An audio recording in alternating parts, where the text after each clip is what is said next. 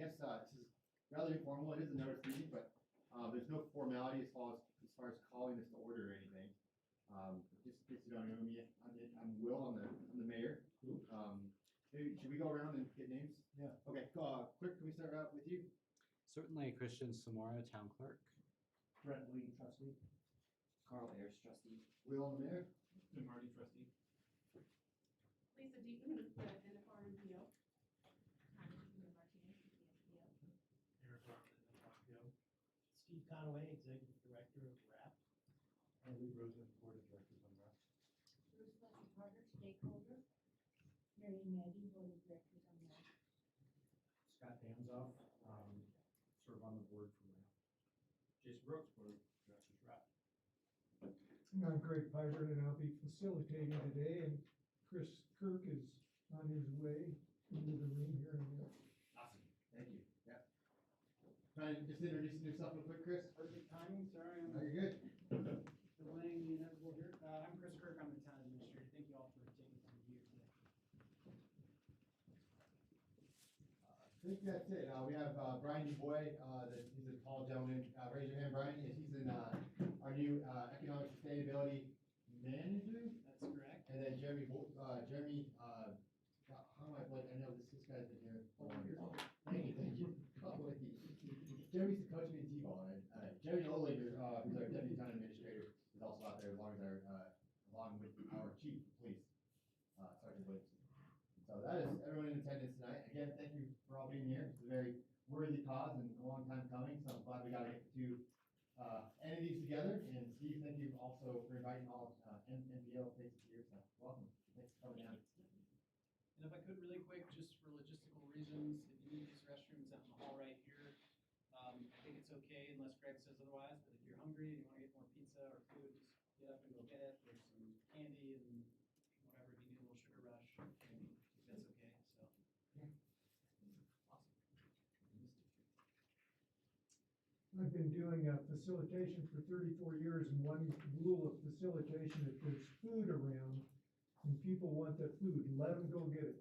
I'm not going to try to stop you from doing that at all. And May, would you mind sitting next to Chris, and would you briefly introduce yourself? Sure. I apologize for being late. My name is May Albrecht, and I've been on the town board. This is the 5th year, and have lived in Bergen going on our 12th year as the first of May. So we love it here, and it's our favorite place to live and play and work and grow kids and all the things. And Chris and I agree, anyone, including you, if you need to go get some food at any time, you feel free to do so. All right, so this is a trustee working session, and that is why I suggested that the trustees sit in one area. Sometimes when I facilitate a session like this, I might have them scattered, but this really is their working session, and they will be maybe asking some questions and making some decisions later tonight. So I wanted to make sure they're kind of seen as a group. So this is a transportation discussion. This is not a PowerPoint that'll be on the screen. What I do is just an organic Word document that allows me to kind of have a plan, but we can change that plan at any time. And there will also be times during this session that I might jot down some notes from what I hear in the conversation. It's one reason I try to get your names into my brain. And I will send a summary to Chris in the next couple days of this session. Okay. So here's kind of I always come into a session like this trying to understand context issues and desired results of the group. And so I did have a chance to talk to the mayor and to Steve McGrath and also to Chris. And based on my conversations with them, kind of a simple little agenda that I think might make sense for us tonight is for the trustees to agree on an overall goal for transportation, Trustees understand maybe the different options for meeting that goal. Establish some first steps to achieve that goal. And anybody have any idea what number 4 means, the 2 question marks? Any idea? This is the participation part of the evening. You can start right now. What do you think the 2 question marks mean?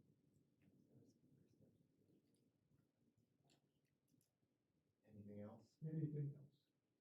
If something else comes up that there's energy and time and relevance that makes sense for us to talk about, you can do that as well. So if we were to do a good job on those A, B, C, or A through D, would that be a worthwhile meeting tonight? I see a lot of heads shaking up and down, so we'll start with that. Who is here tonight? Well, Will already jumped fast. Good job. Good job. So we kind of know who is here tonight. Just real quickly, facilitator intro. I did introduce myself, I believe, to everyone beforehand, but my name's Greg Piper. And I live in Loveland, northern Colorado, resident with my wife in Loveland for many years, and grew up in northern Colorado as well. So this is my 34th year of independent consulting. And I work with every kind of organizations, and a great client of mine I really enjoy working with them is Town of Berkeley. So, quick stage setting. I'm going to go through this really quickly. Chris could do this in his sleep, but I learned long ago when I started this business that if I don't help groups communicate at a high level, then the quality of the meeting is really reduced. So I just wanted to tell you very quickly my communication model, and I use a metaphor of light and dark. But and I have found these kind of communication attributes categorized in this way many times. They don't use these terms, but I think you will recognize it. False light and harsh light are what I call the minor leagues of organizational communication. False light is where people hide behind figurative masks. They don't really say what they mean or mean what they say. Conflict is avoided at all costs. The masks are in place. Comfort is the key. Comfort is the key. So rather than going into discomfort by saying, Jason, I kind of disagree with that, and here's why. Rather than in false light, I would not even say anything to Jason, right? That might make me uncomfortable and him uncomfortable. False light. You might see dead moose carcasses. It's just like the elephant in the room. I just happen to like that phrase, dead moose carcasses. If we stay in false light, then the carcass in the middle of the room just gets stinkier and stinkier. Raise your hand if you've ever been in an organization, a board that's communicated quite a bit in false light. And real quickly, in a word or two, what was that like? Frustrating. Frustrating. Always hear that lead. Waste. Waste. A waste of time. So, if we were to spend the next few hours in false light, what would we have achieved by the end of the session? Dinner. Dinner. That's High blood pressure. yeah, and a high blood pressure. Now, the other minor league categorization I use is harsh light.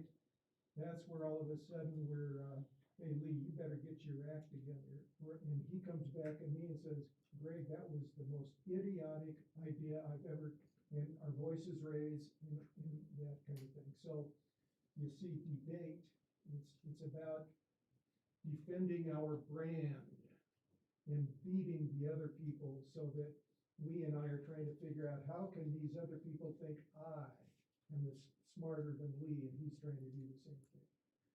Okay, questionable motives. Okay, how many of you have ever been in a organization that's been in harsh light sometimes? And what was that like in a word or two? Demoralizing. Demoralizing.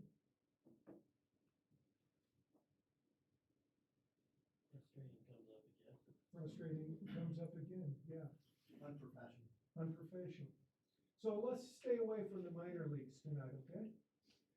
And by the way, I questioned whether I should even spend a few minutes on this, but you know what I've learned over the years is I work with everything from the top of the line organizations, groups, to people who are really struggling, groups that are struggling. And I found that it's good to just at least remind people of these. What I call breakthrough light, now we're in the major leagues. Breakthrough light is where a crisis or courageous communicator forces the group to discuss without the masks on a tough issue in a new, uncomfortable, and honest way. And so, in breakthrough light, there is vulnerability. And I'm not talking about sharing your deepest, darkest secrets here tonight. But in vulnerability in this sense, in a kind of a business sense, is we're willing to say, hey, I need some help on this one. I'm not quite understanding this concept, okay? That kind of vulnerability. Hey, I made a mistake and I'm sorry, mate. I made a mistake last week when I said such and such. So there is discomfort, but you give up that game of the charades of false light. There's actually relief when that dead moose carcass topic actually comes up. Okay, that's breakthrough light. Rich light is where I really try to get groups to spend the bulk of their time together when I'm here. It's where people openly, honestly, and courageously, with the right motives, address relevant and or difficult issues. So instead of the debate of harsh light, there's more dialogue. Lee, help me understand where you're coming from. And if I come at Lee like that, he's more willing to probably say, okay, great, help me better understand where you're coming from on this. We have the right motives. It's not about defending our personal brand in front of the group. It's, hey, what's best for the town of Berkeley? We address conflict. We actually address it, but we don't address it in harsh light. We address it in rich light. And trust. We actually have trust. And so, raise your hand if you've ever been in a board of directors, a work team, a small organization that there's been a lot of rich light. Raise your hand. A lot of hands go up. Sometimes I ask that question and no hands go up. In a word or two, what was that like? Well, you've got the word trust up there, and I think that encapsulates it. If you create the right environment, the right cultural meeting, you start to develop trust, and people are really open, and they feel nobody's out to get them, or anything's on the table, so that's a good call out there. Yeah, that reminds me, comfort is one of the key goals of false light. But oftentimes people say, yeah, when I've been at false light, it's uncomfortable because they don't have that trust and it's all smoke and mirrors. Whatever anybody tells you, you don't know if it's true or not. Okay? Anybody else that's been, I saw a lot of hands go up. What was it like to be in rich light? Empowering. So there's trust, there's empowerment, productive. Yeah, we can accomplishments. Yeah. All right. So let's be in rich light tonight, okay? All right. Now, there's one other quick kind of stage setting I wanted to do, and actually, you folks have not heard this one, but I read recently about the University of Oklahoma has an organization that studies from a scientific standpoint the word hope and the concept of hope. And this might seem rather elementary, but what they came up with is, in their studies, there's really three elements of hope. And by the way, my guess is everyone in this room really hopes that you trust that the goal is the right goal. And the trustees are able to come up with the right option.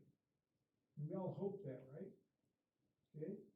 So here's the three elements of hope. And it does impact how I facilitate most recently. You have to set a goal to have hope. Now, you can have hope in a variety of different areas, including a business setting, a community setting, in your personal setting, a family setting. To have hope, you have to have a goal. Okay, so set a goal. It's one of the things we hope to do tonight, at least get a good start on that. Second element of hope is you need to establish pathways. Okay, if we're trying to get here, that's our goal. How are we gonna get here? There might be several paths to get there. Okay, again, fairly elementary. This is where I think it gets more interesting. The third is you must maintain willpower. Might have a great goal, might have some really great pathways, but if you don't have that willpower to persist till you get there, you might not have much hope. That hope dwindles, and the chance of actually succeeding is greatly reduced. And I believe one way you maintain willpower is to have a clear and exciting pictures of a desired future. Pictures of a desired future. Not just words, not just concepts, pictures of a desired future. So that's maybe one thing we can work on a little bit tonight as well. So, any questions about just my brief stage setting, communication model, and how I think let's try to put into play these three elements of hope. Okay, any questions about that? Okay. I want to ask the trustees before I go a little bit into, what would the overall goals be? You might want to ask questions of some people in the room before we get started. So I want this to, certainly this is not a presentation. My voice is now going to recede. Your voices are going to dominate the rest of the meeting. But do you have any questions or requests of anybody else in the room before we forge ahead? Yeah. Yeah, I do. As you guys kind of saw the preliminary questions there, right? Who do we serve? What do we serve? Et cetera, et cetera. I would like to maybe divide that a little bit further and ask you guys, is there a noticeable difference between need and want? So is there a needed service as opposed to who are we serving? Well, who do we need to serve versus who wants the service? And that can be, kind of divided between different age groups, different locations, that sort of thing. But I kind of feel like that necessity based is the ground floor to get this started.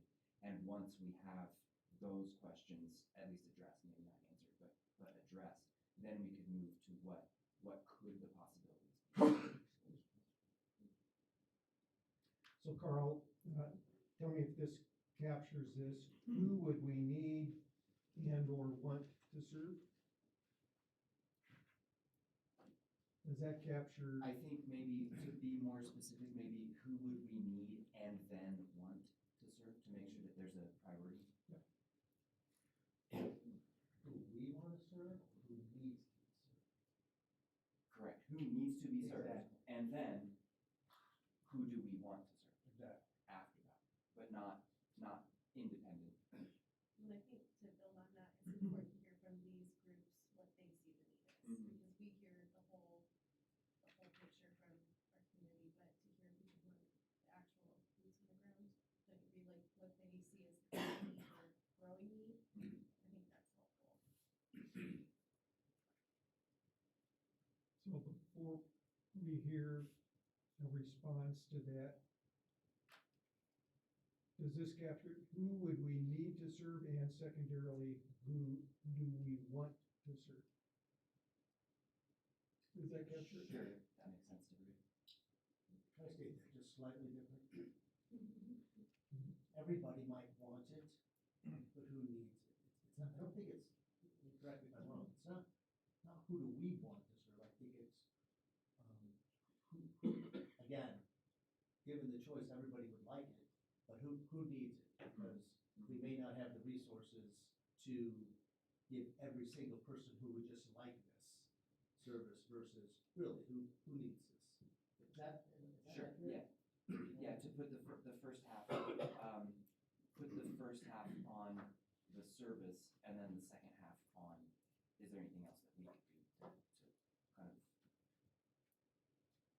increase that, if that's what you're saying, right? Chris, you were gonna say something. Well, I think to piggyback on that conversation, I think there's a why element in both of those questions as well. I think, you know, I think it's always important to consider why we want to do this in the first place. You know, I think we could say, you know, public transportation, the driving reason behind it could be to get, you know, people who need transportation, give them the opportunity to go where they need to go. There might be other secondary whys, or maybe they're primary whys, about reducing congestion or impacting the environment, or, you know, there's a lot of other reasons to do public transportation that have nothing to do with need, at least, you know, individual need. And so I think there's an element of why that we have to talk about as a group, because I think that changes the way that we approach transportation generally, if we can define why we're doing it in the first place. You know, I think that's an excellent question. I think it's a great place to start. And, you know, if we talk about who needs transportation, if we talk about the why, I think it gets a little bit more iffy, because then you could say, why build a bike park? Why do you want to do that? So if you can answer it or put it in the same kind of feeling as that, then you might be able to get more into why would you want to provide transportation for everyone. But if you get more into the needs, it's those that are transportationally challenged. So you have senior citizens, adults with disabilities, autism, wheelchairs, Down syndrome. Then you move into other segments of the population. I'm going to say probably 13 to 16-year-olds are transportation challenged. Then you could even move into the school district age, because anybody in the school district is going to have a challenge in transportation, getting to and from school, getting to rec centers, getting to wherever they need to go.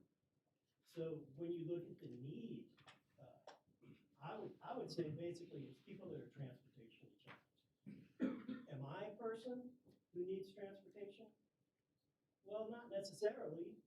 I have my own car. I pay insurance on it. It's a pretty affluent community for the most part here in Berkeley, right? However, if I fall and break my leg, I don't have family, I don't have friends, then that's going to put me into the need perspective.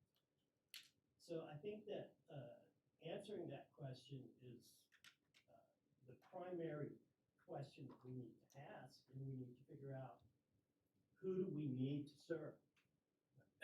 And those people that I just listed, in my opinion, is kind of the start of where we need to serve those people.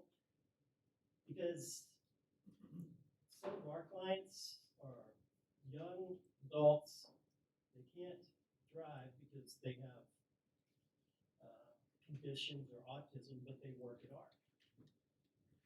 So how do we service them? Can we afford to service them? And then we can fall back on the why. Why would we even want to service them? You know, but the why thing, I ask myself that all the time, and I fall into that same question is, okay, transportation is expensive, building parks is expensive, building swimming pools is expensive. Why would you do it? And there are certain municipalities and places where they don't want to do it. So in trying to answer the why for myself when it comes to transportation, that's kind of something we could get into the weeds about. But I think it depends on, you know, I was thinking about that here for Berthoud, and I was like, why would Berthoud want to spend money to provide transportation for its citizens? And I was like, well, because it's a quality of life issue. Just like having a bike park, just like having parks, just like having a nice arboretum where people can go. It helps the community in almost an esoteric way. But anyway, so, I'm sorry. Steve, thank you, and I do want to get some comments, response from trustees, so Brett. So, as I've heard little bits and pieces, right now, as we're sitting here, I'm feeling like the universe is on the table. Mass transit, rail, busing, and I just wonder, are we going to get a finite, a group of items within guardrails where it's more of a micro discussion versus, as we talk about the goals, and setting the goals, because I think we can, this just seems to be right at this moment, as some of the comments, seems super broad. I just wonder as we pull this thing in a little. I actually have a comment on that, because I feel the same thing, that we can go really broad, and I think that would be appropriate, because I think, especially with the people that are at the table, we're in a crisis with the transportation needed, or that's the one that's really coming to a head, where we need to decide if we're gonna continue these programs and how we fund them, but we're not gonna solve mass transit for Brookfield today. We're not gonna solve, roadway changes or massive transportation for the entire community anywhere in the near future. Not that we can't keep that in our mind for other things, but I feel like if we don't focus on the needed group tonight, we're not going to solve any problems. That's what's great about what Greg does here. Since I first met Greg in my first year of PhD, we had trustees on the board that had all sorts of ideas everywhere. We were the universe. But we got to focus down to what Chris and his sound staff could function on in that first year. And that's what I really liked about having Greg come in and do these meetings with us, is that it took all those ideas and helped us focus on what's important. While still being heard about some other things that are maybe pulled to the top of the list, they were still heard and still thought about. And then we could eventually get to the ones we knocked off our checkbook and off the top of the list. So I think it's great to talk about the whole universe, but by the end of this tonight, I think we should have it down just as a nice focus bullet points while still being heard about all the others. I hear that you're all talking about the same thing. I think so. I may. Yeah. You may, or you're correct. It seems, from my understanding, I've been in Berkeley for 21 years. It seems we're a very local, solution-oriented community. That this is a micro issue that really at the start is we're trying to solve something that handles it from within the community, because there are a lot of resources that are outside of the town of Berthoud and the general Berthoud area that are available. And I think through solving the micro, we can get to the macro.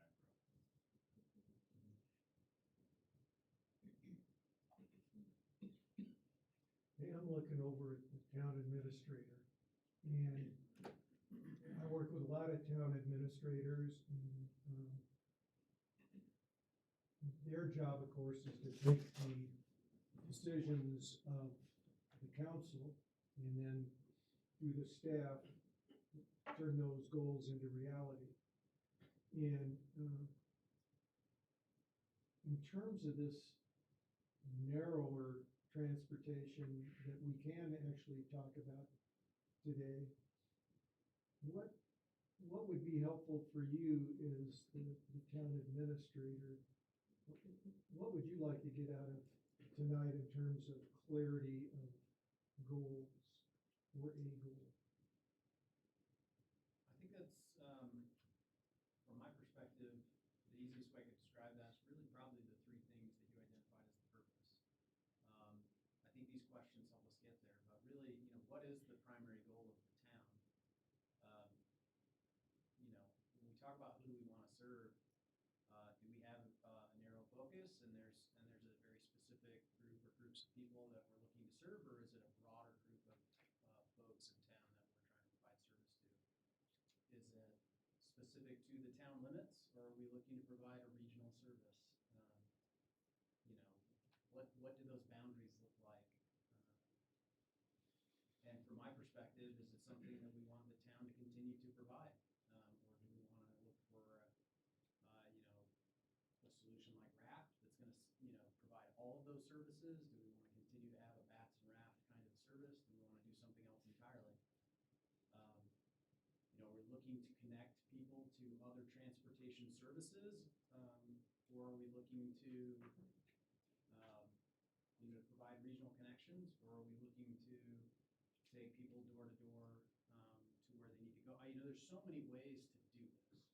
I think the reality is public transportation, we look across the country, there's 100 different ways to do it. I think there's a handful that crystallize and are the most common.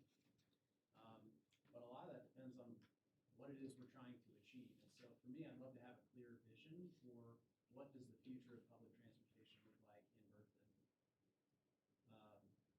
And then if there's a specific, like, hey, we just want you to do this, that's fine. We can figure out how to do that too. But if it's a, hey, we have this vision, this is the vision we'd like to see come to reality, there's probably a couple different ways to do it. And as the town administrator, I'd love then to go and find what I think and what my staff thinks is the best way to do that for the town. But all of it comes back to what is kind of the exciting picture of the desired future. That to me is really important. And then answering questions like, who do we serve? When do we serve them? Where are we going to take them? I think that matters, especially in the context of the town, which is a very specific legal jurisdiction. Right? It is not, Larimer County. It is not, everywhere from Fort Collins to Lafayette. The town is a specific legal jurisdiction. We exist for a reason. And so can we tie our public transportation needs back to why we're here in the first place? And then, how does the public transportation, the exciting vision of the desired future, how does that benefit the folks that we're elected and paid to serve? I'm not elected. You guys are elected. Chris, would you see efficiency falling under that umbrella? I mean, how we do it today? Is there Yeah. a different way to skin a cat and get? I think a lot of that is really an important part of the conversation. Yeah. That comes down a lot, I think, to the how. But I think if there's one thing that Greg didn't mention tonight that we've talked about in other board sessions is the 3Fs model. And what I'd really like to see from my perspective is the 3Fs, focus, fences, and freedom. Thank you. What I'd really like to see tonight is the focus and the fences. Where is our focus? What's that exact exciting picture of a desired future for the town and the community, whatever group it is that we're looking to serve? And then what are the fences with which we should provide that service? The limitations, who is it? Where do we go? When do we go? Why do we do those things? And then if you guys then give us the freedom to figure out the best way to do that, we can work with our partners and come up with the best, most efficient options, I think. And if efficiency is one of those fences, then we'll do our best to try and meet, work within those boundaries. But if that makes sense, focus and fences to me is where we should really spend our time tonight. By the way, I'm sorry. Hold on. I just wanted to see if Lisa or Tanya or Aaron had any thoughts as you listened so far, any thoughts to keep this conversation progressing? Because you've got slightly different, and I'm putting you on the spot, but I didn't put you on the spot while you were just taking a bite of food. I think at one point, NPO, I think, is that, I'm sorry, I don't even know what that means. Yeah. So, North Front Range Metropolitan Planning Organization. What's the P? Planning. Okay, So we're like the regional Metro Planning transportation Organization? agency. okay, thank you. Will comes in since our meeting. Yep. So any thoughts from what you've heard so far?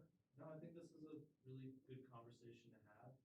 We sit at a regional level of this and sit at a bigger picture, but seeing a town like this size, focusing on public transit is kind of an important conversation. Having the proactivity and forethought to think this through is actually really good and important. So, good conversation to have. Thank you, Ray. Yeah. Are you a government agency or a private? Yes. Okay. It's a non-taxing town. Yes. And we did have everybody introduce themselves. I'm not gonna get them do that, but tell me your name and who you're affiliated with? My name is Ann Raczynski, and I'm the executive director of the State Transit Association here in Colorado. We do advocacy work at the federal level and the state level for various bills, and then we also administer the Rural Transit Assistance Program and provide technical assistance and training to rural transit providers primarily, but also that leads us to be able to connect folks like you, even though you're technically part of an NPO. There are other communities in our state of similar size and maybe a similar sort of feel, because you feel a little bit more rural when you drive into urban. But so there are other, so there are ways that as this conversation progresses that I can connect you or find you folks to talk to see what the options might be that are already happening here in our state or possibly other states. Great, thank you, Ann. Great, if I share just my heart on something really quick. Mhm. Just want to let you guys know one of my whys for this conversation for me is maybe more of a small town girl perspective of one of the best things that, when I found out the origin of BRACT and BATS, it was to serve the needed in the community, the underprivileged, those who needed help. And I think that's one of the beautiful things about small town living is that people come together and they rally together to help those who have a need, and that's different in our community than other communities. I think that's what sets Berthoud apart, is that we take care of our own. And as we continue to grow, I desperately do not want to lose that. And so I think focusing on having organizations that serve the needy in our community, to me, is my number one priority right now for this is how do we keep these organizations running, because they don't even have to exist. They came out of this altruistic heart to serve and help people in need, and I don't want to lose that. And so that's just kind of my big light going into this. Great, thank you, Nay. And I will include that in the notes here. I just wanted to show this model that Chris referred to. So the focus and the fences, the focus could be that goal or goals, high-level goals. And the fences could be like, hey, we need to make sure it's efficient, stay within this budget, maybe have a deadline for when we get rolling, those kind of things. And notice the focus and fences are dealing with what. And so this is pretty good management, focus and fences, but I think it becomes leadership when this model also includes, and then you give the freedom to the staff or to, as much as possible, to the organization that ultimately provides this service. You give them the freedom to figure out how to make the goals really be excellent in their implementation. And so what I heard Chris say is, yeah, even tonight, if we could get some clarity on focus and fences and give the town and any organization, if that becomes part of the solution, some freedom to figure out how to make that happen. Nick? Yes. I just have a question. It's not a question. I can't say it's an observation, Chris. But I have trouble with the word fences. It sounds like a limit. And that's my word, so don't blame Okay, I Chris. have trouble with the word fences. Yeah, I was looking for alliteration.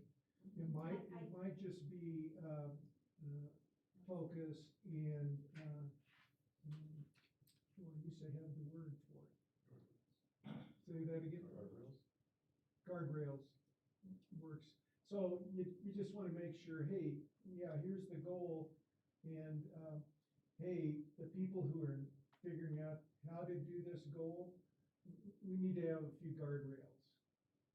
You need to be efficient. You need to be within this budget, those kind of things. So don't get hung up on the word. That was my word. Okay, well, it sounds limited to me. Yeah, before we and can get I'm to not a the lawyer. Parameters, if I one. understand it, is the Parameters. parameters that are available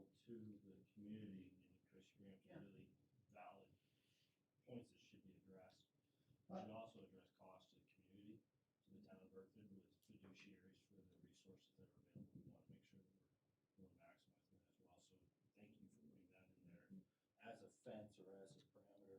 That there are components that are there just to make sure that it's operating within these boundaries. And I, you know, I appreciate the comment about limits, and I don't mean it in the context of let's limit our thinking or let's limit our opportunities, but I do think there has to be limits in the sense that, like, you know, we could say let's run public transit to Wyoming, right? I mean, that doesn't make any sense.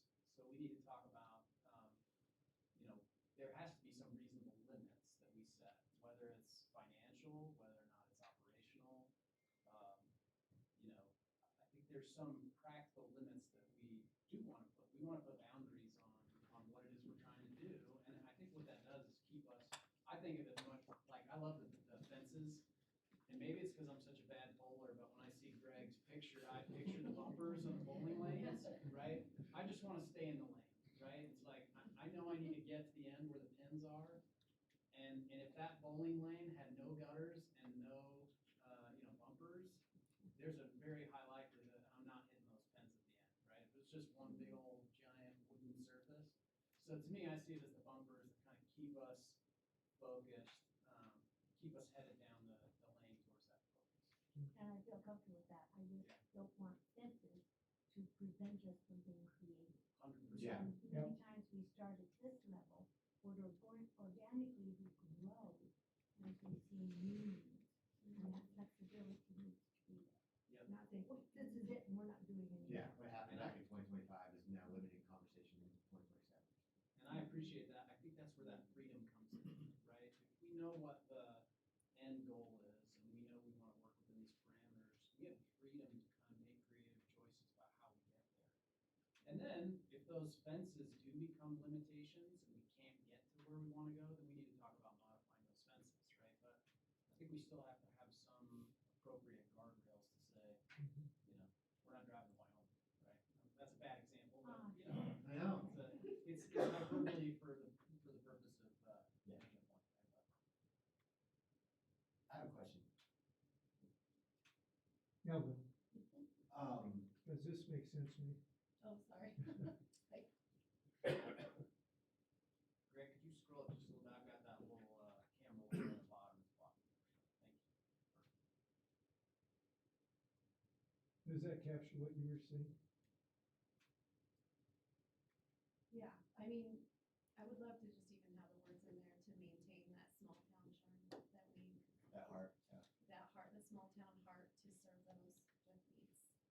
I just want to second what May's saying, because when we're going through this kind of rebranding process of who are we, your exact example was what stood out. What makes us different? And it is like, wow, that's Ruth, you know, all you guys, this 20, 30 years ago generation that brought bats into its existence, golden wings, then created RAP, and as kind of a response to some lacking stuff that happened to bats, and purely out of heart. And I just don't know another community that I think that does set us apart. And I think holding on to that heart is huge as we grow.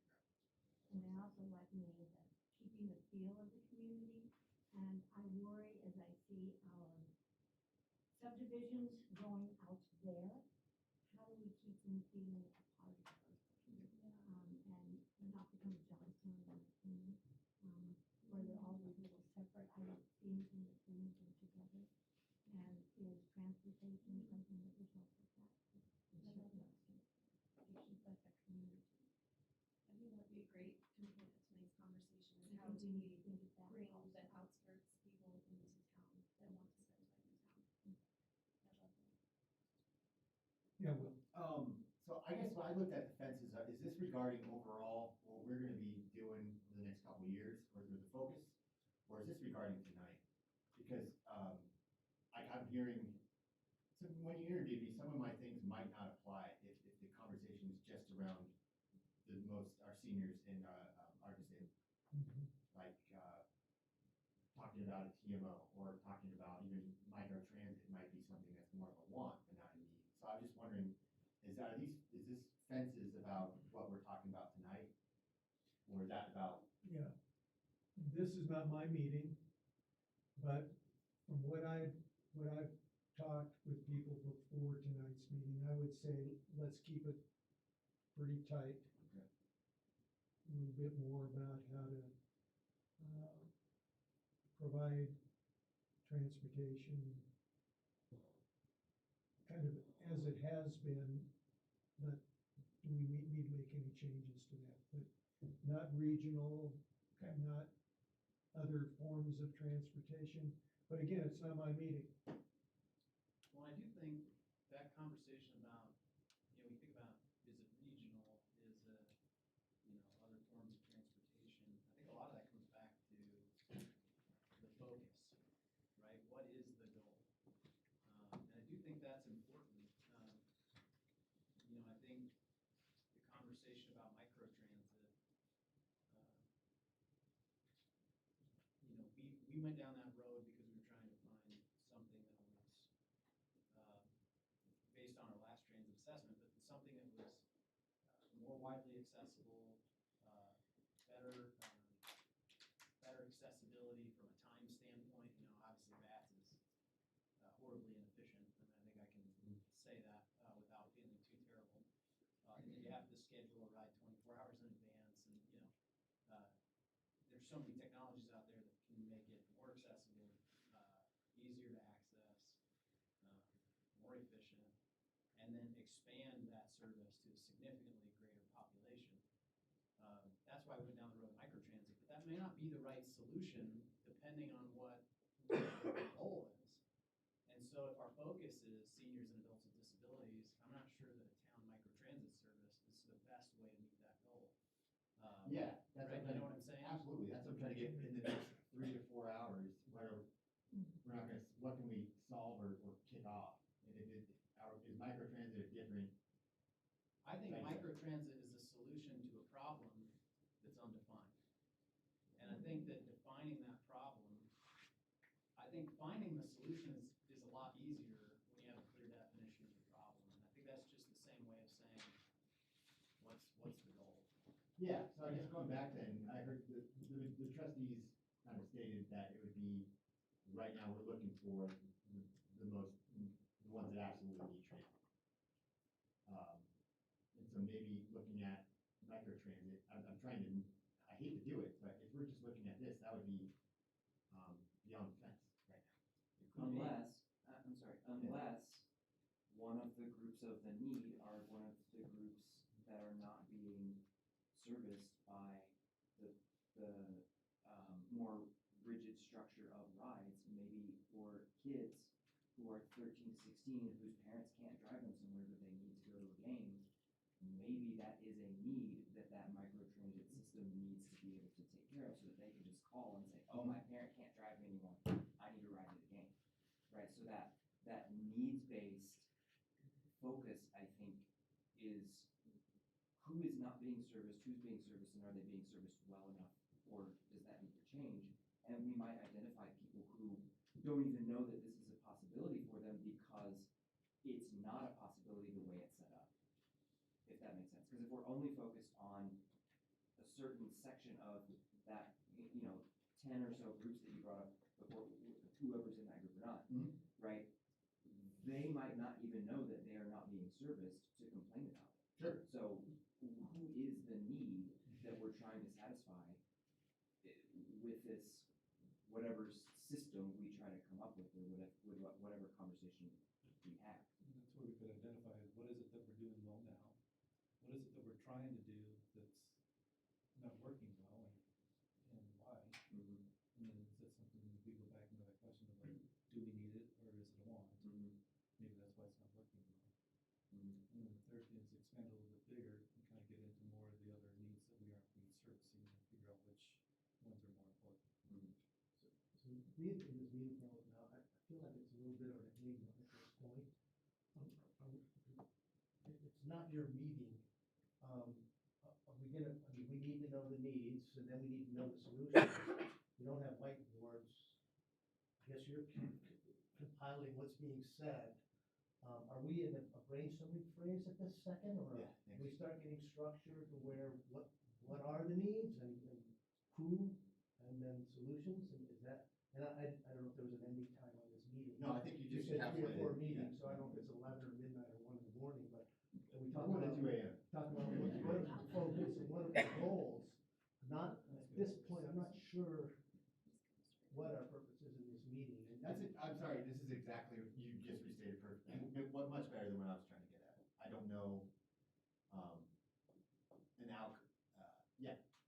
I don't know what the goals are. Why don't we, Well, I was gonna say Carl's question, I feel like hit the nail on the head for like the direction. Like we needed to determine what the need was and what are the highest need, which I think we've heard already, or at least we know now, and I think the follow-up for that is the I don't think creative. we know, I don't have a clue, I mean, I don't know if it's 1,000 items, if it's 5 items.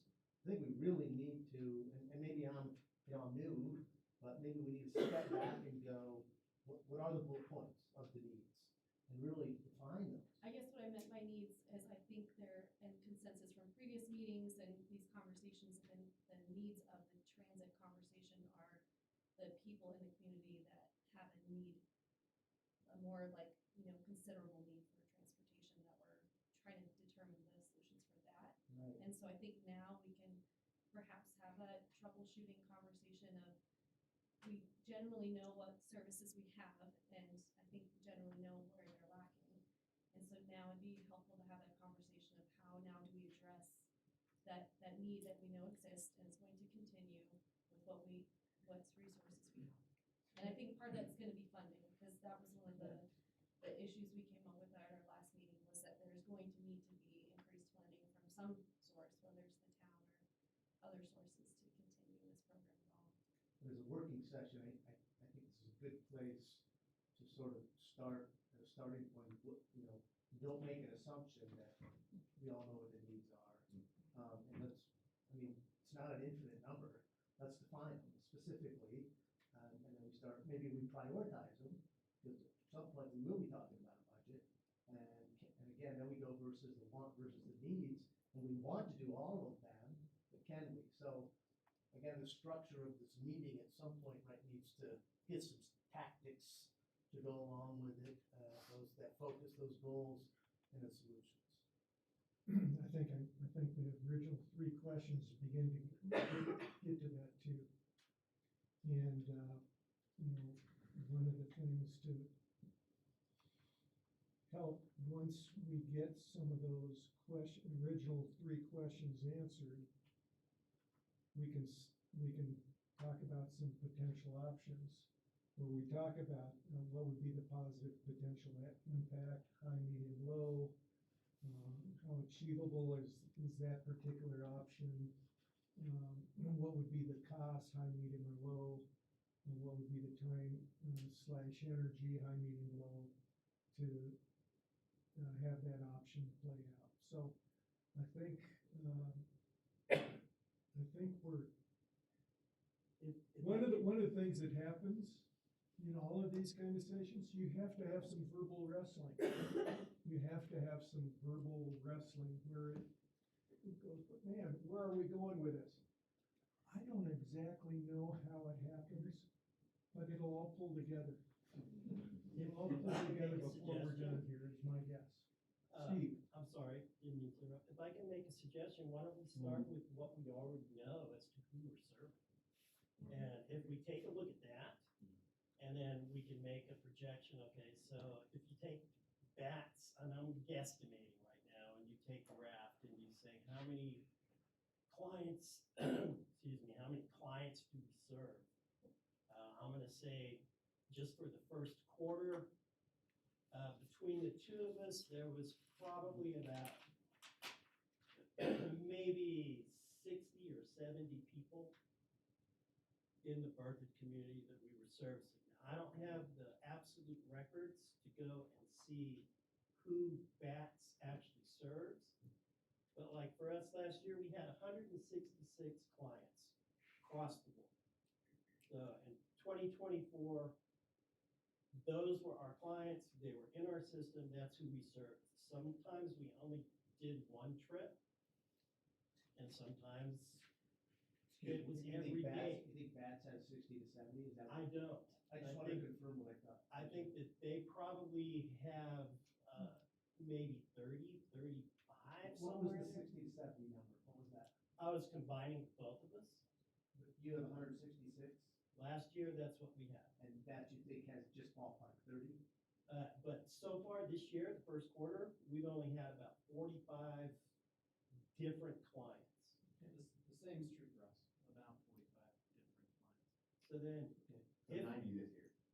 if we same clients, which I know we do, because of some of the efficiency issues, then I don't think it's gonna be quite 90. But if we use 90 as a number to shoot for, and say, there's 90 people in Berthoud that probably are transportationally challenged, that are already being serviced by what we have, then that might be a good place to start. Now, I think it's a transportation guy like me, it's my dream to see it expand and expand to the micro transportation system so that you are servicing other people. But if we start there with that 90 people, And do you have a definition of what somebody needs to qualify to call it a need? yes, for us, it's senior citizens. And it's physically, 60 years and older. 60 years older. And it's people who cannot drive, they're adults with disabilities. And it can be a temporary disability, like, this would be 18 to 59 if you want an 18. Because they have to be an adult. And Would you they have define what temporary- you just said, please, again? You lost me for a second. 18 to 59, it would be a group of adults with disabilities. With disabilities, okay, Okay, and it can be a temporary disability. okay. Anything else within your definition?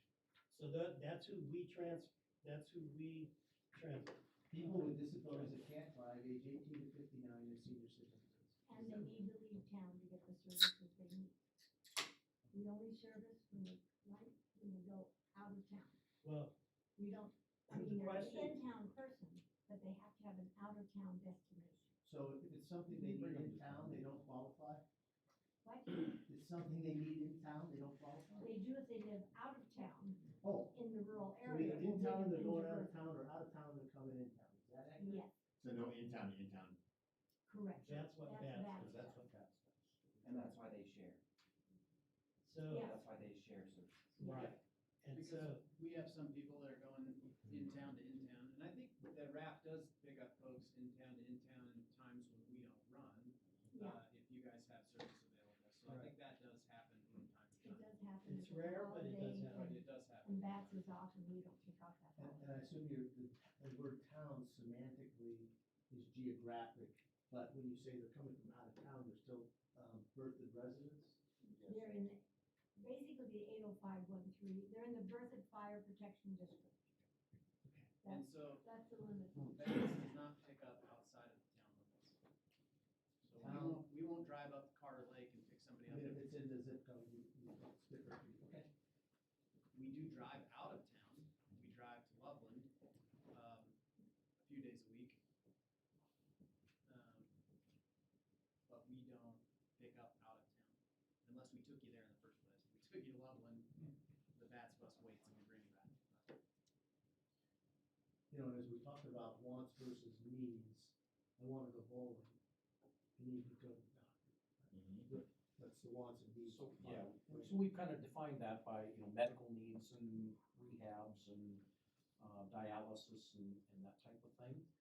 We've also kind of put in there for social, and so sometimes that is getting, so like Easter, I had a gentleman that needed to get from Good Samaritan to out west of town for his family, so he could enjoy Easter. So happened they were doing that on Sunday.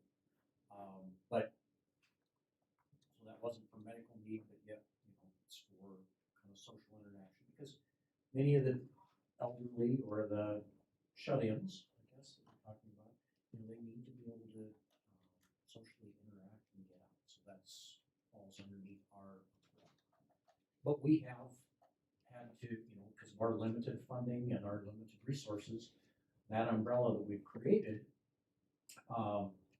to kind of fixture our growth and that type of thing, kind of keep it underneath there, is kind of that hierarchy of medical attention is very, very important. We talked about how we get into church on Sundays and that type of thing, well, that gets a little more of the want and the need.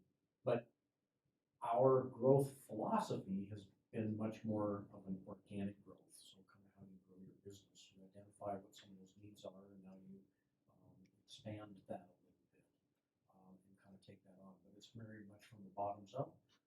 Steve does a great job of kind of reaching out to the community at any of our events and that type of thing, and talking to people and, and uncovering that need, generating our ridership. There's some things here, but, we're growing at 30% per year, all the time. So our ridership, as we uncover that need and organically grow, are responding to that and then trying to get those resources of our volunteers and the equipment to fulfill that community need. Steve entered in, so there's some other communities that have expanded with some of the transit, and so that youth category that is kind of that 12 to 16-year-olds that are skateboards and bicycle kind of limited, is probably that larger ridership that other communities that have kind of opened that umbrella up is there. Bats used to provide that and then restricted that, so they kind of pulled that in. So that community of need was here, but then it was restricted. And today, the compensation is a lump sum, not a per trip charge. Is that accurate? Yes. And so I think, I do think the three questions that Greg had on his sheet make a lot of sense. And I think part of what we're talking about right now is who needs to be served. With public transportation supported or funded by the town of Berthoud, because I think that's what we're really talking about, right? Who needs to be served by the town of Berthoud? See, I would even ask the question first, what is Berthoud? Yeah. What is Berthoud? Because here's the map. I've shared this with you before, and I have copies of. We are servicing one area. BATS is confined to the in-town area, and the reason our clientele goes up is because the people who are actually in the in-town area have other services to go to a lot of places that BATS is not going to. So one of the first questions you ask yourself is, what is Berthoud? Are the people on the other side of the 287, are they Berthoud? Because We do have developments on the east side. right, but when you draw certain lines like that and you define what is Berthoud, there are people who live on the north side of the freeway or on one side of First Street who are not eligible. If they're taxpayers, and this is in the taxpayer Correct. budgets, then So I would think they would have So, a right. so his question is extremely valid. Is who do we want to serve? Is that what our clientele is? And then where are we going to take them? How many doctors are there in Berthoud? Yeah, this can be a very interactive conversation. If we're Right. talking the town of Berthoud versus the Berthoud community. And so I think one of the first things that you guys would have to decide is, what is Berthoud? Do we want to just focus on the town? Or do we want to actually expand it to what we consider to be the greater part of Berthoud? Because there are those people in that rural community who have great need. And there are people who are in town who also have those great needs, but they do need to go to their doctor that's like up in or Fort Collins. That doesn't go along. Can staff articulate the taxing difference between Sonoma County and First and Town? Because I think that's an important Well, story. I think it's really simple. You're elected to serve the people who live in the town limits. Period, end of story. Nobody that lives outside the town limits votes in your elections. However, there are a lot of people who do not live in the town limits who pay sales taxes anytime they shop in the town of Berthoud. And so we provide services in town to people who do not live in town.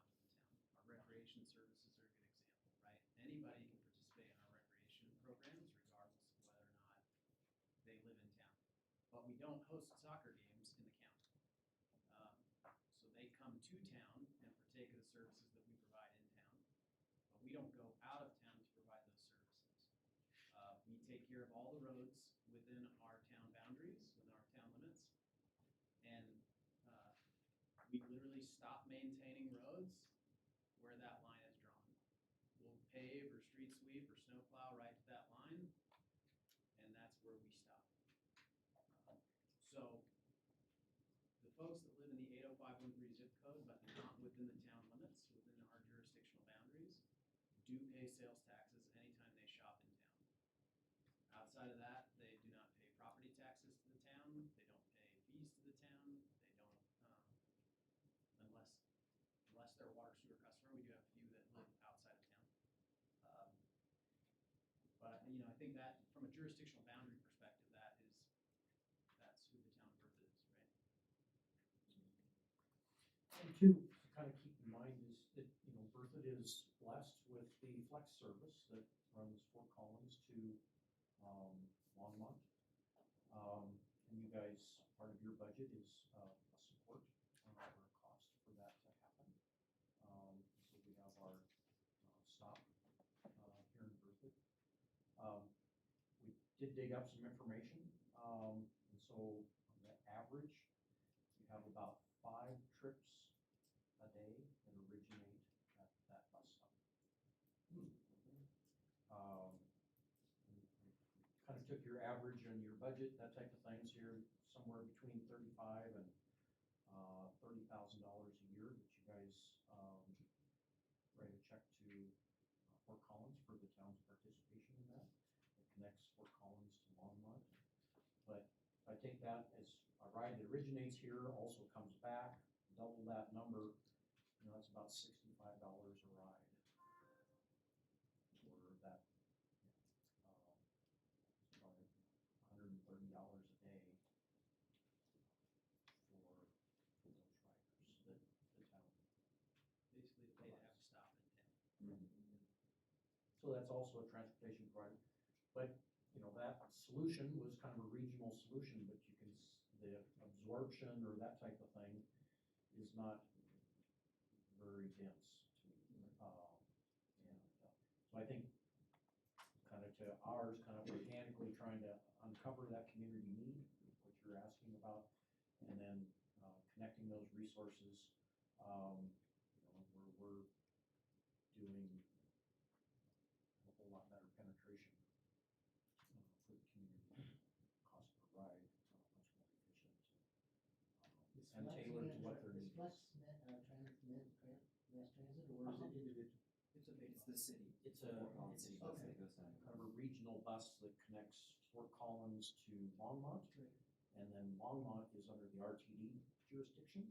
And so then that basically connects that to the Boulder Flyer, which would get people to Boulder or to Denver. Or And it's any of the fixed other times, it comes to the bus Yep, stop, yep, X yep. number of times a day. Yep, fixed route. So, logistical question for you guys then, do you feel like your riders aren't utilizing that connection because it's not the door-to-door service, or they need additional help?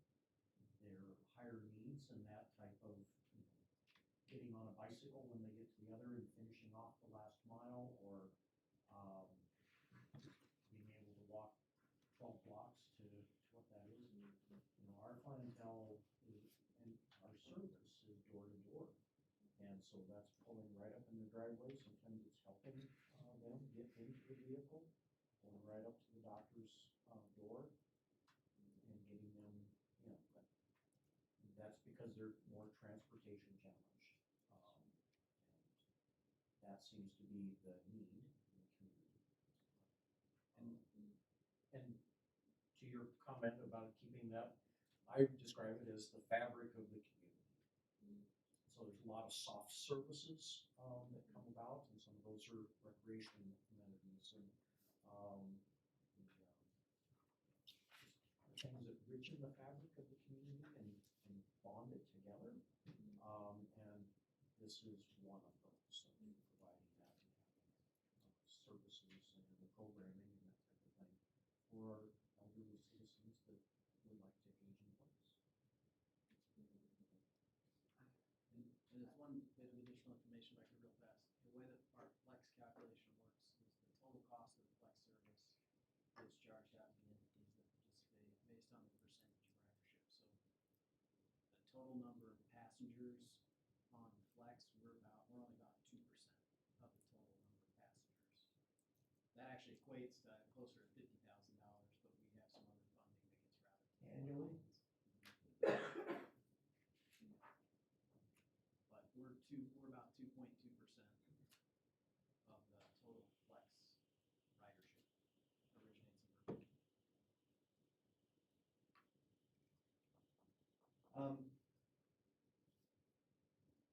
Kind of going back to the service specifics.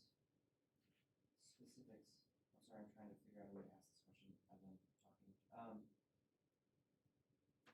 For the people who use the service in Berkeley, whatever that means, are they being serviced? Or is there a lack of service that they're having to overcome in some other ways or not having it available for them? Does that make sense? So one of our guiding principles, like, some of that stuff is there in front of you. But the last one is one that we carry with a lot of pride and ask Steve monthly. When have we had to say no? And it's not very often. It's not very often.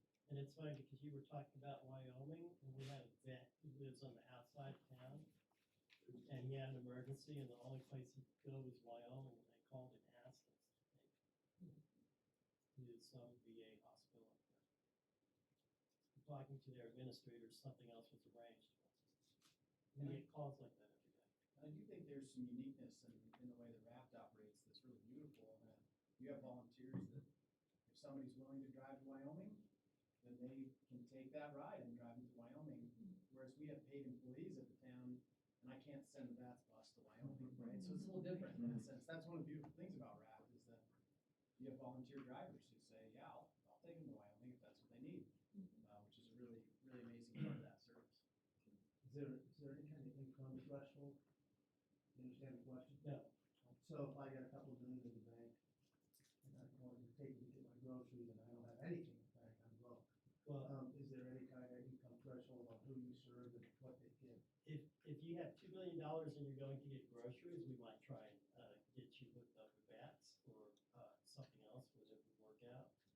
But if you're going for cancer therapy in Rocky Mountain, we are going to take you. And I'm looking at your P and L, and I just saw individual donations, that's why I asked the question. Right. You get some money, and I was just wondering if you've got any criteria around that. We're always looking for donations for people. That's part of what my job is. We have, one of our partners is the Larimer County Office on Aging. We also have a partnership with the NFR-MPO for part of our software. And then we get individual donations, sometimes it's the little old ladies, if you don't mind my saying that.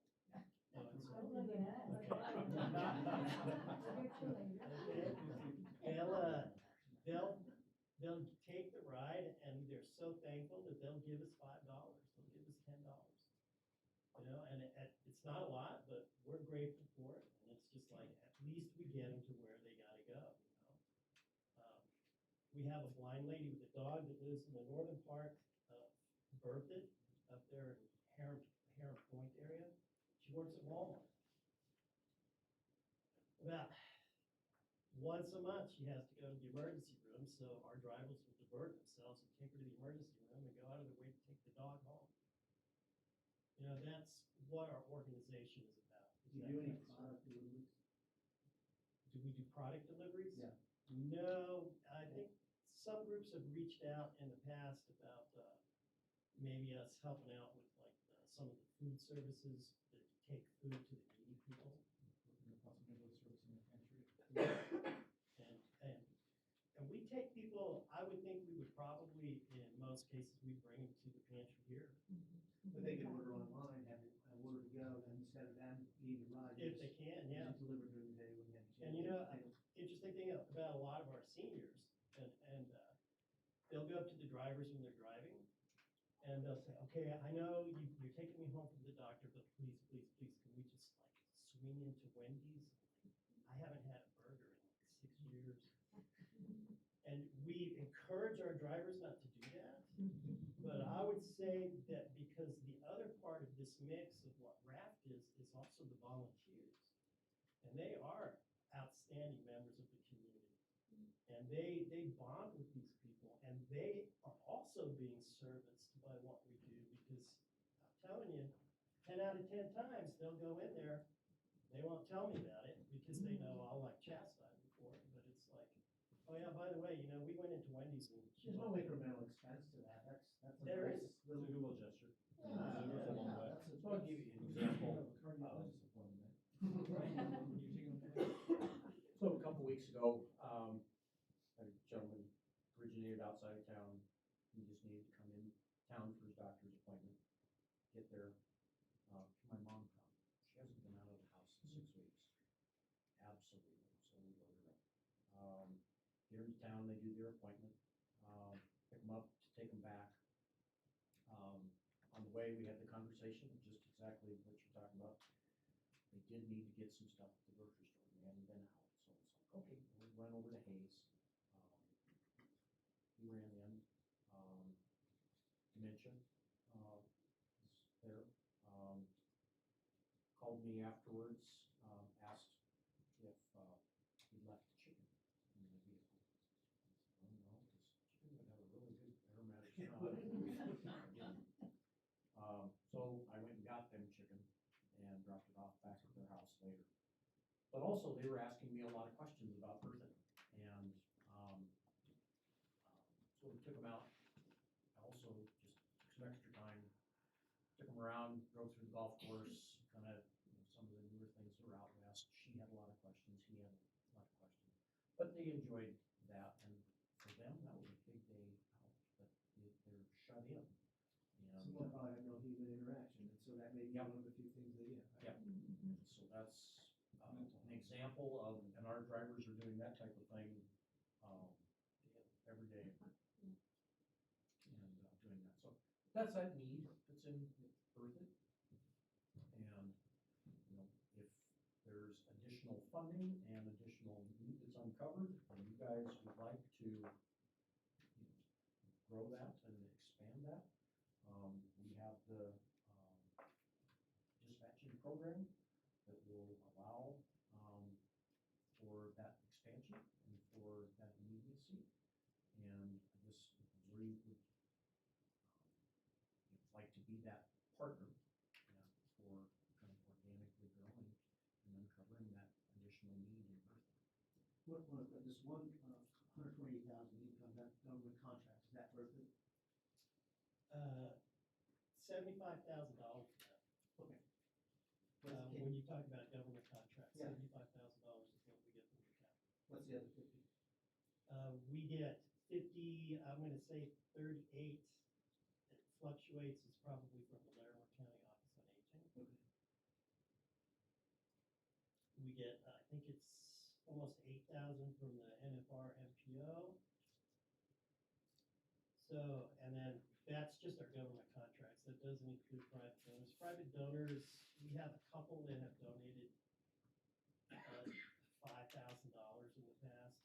We also have, we've developed different partnerships with like the Key Foundation, and they have given us money. We also have finally developed something with Vocational Services of Colorado, especially to help some of our younger adults who have autism, who work in certain places. We have a program with the school district that we helped create called Project Search. And we take 18 to 21-year-olds who have disabilities. They're technically still within the school district, but they set up this thing at Banner Hospital, and we take them to Banner Hospital. While they're there, they train them to see what they are acclimated to. One might be towards food service, or one might be towards like environmental services. They'll teach them and train them for 3 years, and then when they turn 21 and the school district lets them go, the hospital will give them a job, provided they can get there. So we helped establish that this past year with them. We take them every day. They follow a school calendar. Do you ever say no? There's, to the best of my knowledge, we do not say no. So So between bats and what percentage of the need is being filled today? Our need, we're fulfilling 100%. When you say our need, does that mean the need of the community? When I say raft, because I think a lot of the people that call us, and if they live in town, we send them to bats first. And they get very confused, and then they call us back later and say, well, bats can't help us out, they can't get us to work. So the people in need between you and bats, it sounds like are being served 100% with their needs today. Is that accurate? I can't speak for bats, because I don't have that understanding, maybe Jeremy can tell you more about that, but, from raft, we are definitely hitting the 100% mark. However, as we just pointed out, the community is growing. So the need grows every year too. So we're looking for a solution It's today. growing. We've identified, you clearly have identified who has the need. You've identified how you're solving that need. And so based on that, what do we need to discuss? What's the elephant sitting in the corner that we're not talking about? Is it just money, funding? Is it, because I think you came to us and asked for a relatively good increase over what we were. And so is that the sticking point? Or Kristen, we need to go back and revisit, the needs don't seem, quite frankly, that complicated. They seem like they're relatively defined. We could discuss a few things. And it seems like they're being met. So what exactly do we need to modify or change or look at or dig into? I think it depends on what you define as the need. So who RAFT serves is adults with disabilities and seniors. Yeah. Who BAT serves is anyone in the community over the age of 13. Regardless of what they need? Yeah, I mean, this is gonna sound flippant, I don't mean it to be, but like, we'll take you to the liquor store. Anyone over 13, and just whatever, they just need a ride or whatever they, Anywhere sounds they like need to go whatever in town. whatever they need, right? Whatever, anything. Yeah. Okay, so Bats is it fair really to doesn't have a say limit on that what we'll take, these guys, the service they're providing is relatively well defined? very much so. Maybe you need to talk about the funding. Based on what you just said about bats, that's really internal, right? That's the town. And it sounds like that's where we need to do some scrubbing. I think that's part of that, from my perspective, we're not here to solve RAFT's needs, although RAFT could be a solution to the town's needs. Does that make sense? Yep. Say that again, Chris. I really believe that the town board's job is not to solve RAFT's needs, it's to solve the needs identified by the town, and RAFT might be that solution. But I think the challenge is RAFT has a very clearly defined mission. They know who their clientele are, they know how they serve them. What we do not know at the town is what do you want us to do? Do you want us to focus on seniors and adults with disabilities? Do we have We to talk talk about about who needs bats, 'cause these guys transportation. did a nice job on this. They did, last time they presented, did a nice job. Do we have this kind of detail on bats? Mhm. Okay. Yeah, So it seems like we need to take a look at that, and as a group, though, no, we don't provide that anymore. Yes, this is absolutely necessary. Right? Am I in the right universe here? In all fairness, we have. Like, Okay. our last couple of meetings with them, we went through our stats, their stats, and there's crossover. And so it's not the most efficient, because we're spending money in both ways.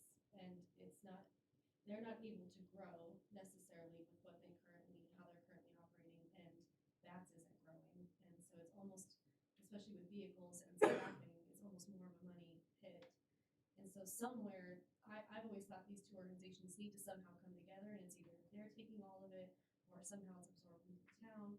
But either way, there needs to be something that happens with those organizations where there's not the crossover that's causing a loss. It's confusion. Yeah. Make it more Jason, efficient. Jason wanted to say something. Well, if I may, and this is something that we've discussed in our board meetings, is that we believe that we are in position with the software system that we're using now for scheduling to solve a lot of the problems that BATS has as it relates to the operational efficiency issues. And Steve can certainly speak to that in greater detail as he was intimately involved in onboarding that software program into our scheduling that we're using now.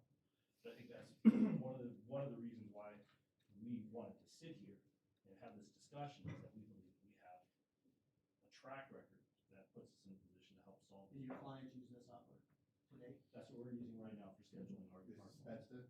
Can the It's client scalable. use it online? Can they actually? It's scalable. Sorry. No. Yeah, so anyway, again, I just wanted to, I mean, to get to the elephant in the room, as far as why we're sitting Who's car? here, if you want. I've been around plenty of car accidents, but, that's why I believe we're here, is because we are in a unique position to offer some solutions for the town that are gonna fill that void. Now, there's still gonna be issues from a microtransit standpoint, where there could be, especially kids needing to go to a game, you know, we would have, that's a scalability issue. Vehicle systems that are in place, or the vehicles in place for bats right now, help solve the problem for raft. And raft's scheduling program helps solve the problem for bats, so that I believe there's some mutually beneficial, solutions that are available right here in this town. Carl. My question was basically related to that, right?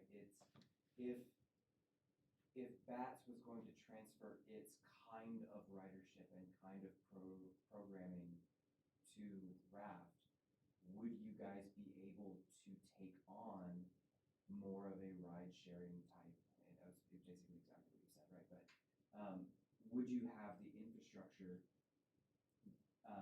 the legality of driving 13-year-olds around with volunteers, et cetera, right? I don't know exactly. I assume there's a reason that you focus on 18 and above, right? And would you, based on Chris's comments earlier for the focus of us, would you be able to service anyone who BATS may be having a problem serving, or that BATS is actually serving well enough right now that they're not complaining? Would that be a possibility for either through programming or through ride sharing or whatever? Would you be able to satisfy the needs of the specifically in-town problems without limiting the current process that they get from BATS? Could you absorb the program, or would there need to be different discussions about how to sort of parcel out those?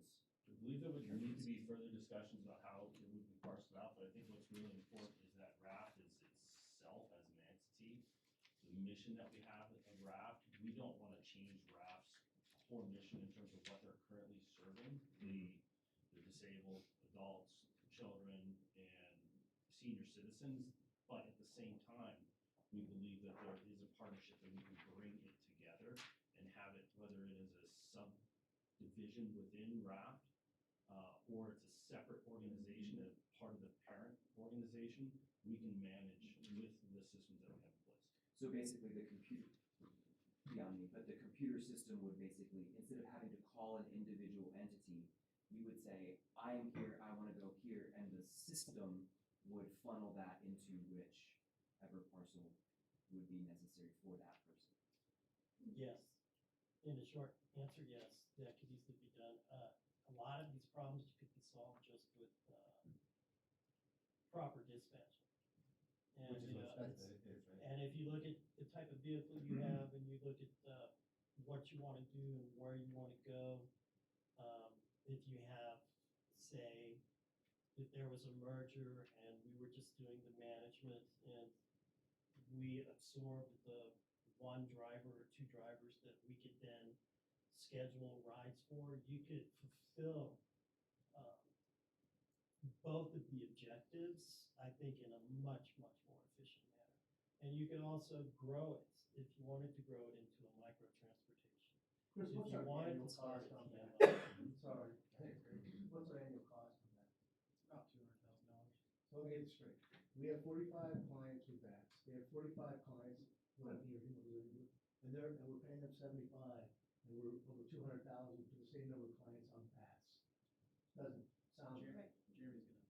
I didn't mean to interject, I'm just listening, but one thing we need to talk about, or one thing that you need to think about as you're working through it, Brett, and you guys are working through it, is that one difference that I see that before we start comparing them, and we are comparing them, is Raft is on demand, I believe, and one for one, right? And they can call up and you can get something in the afternoon, you get something in the hour. The BATS concept is why there's a 24-hour, is we're trying to pool rides. So we're trying to pool rides, that's why it's not on demand, is so and that's why we do the 24 hours, that's why Adam does that, is because we're trying to pool people to a destination that, so maybe when we start talking about, hey, we got 45, the BATS is more of a pool system.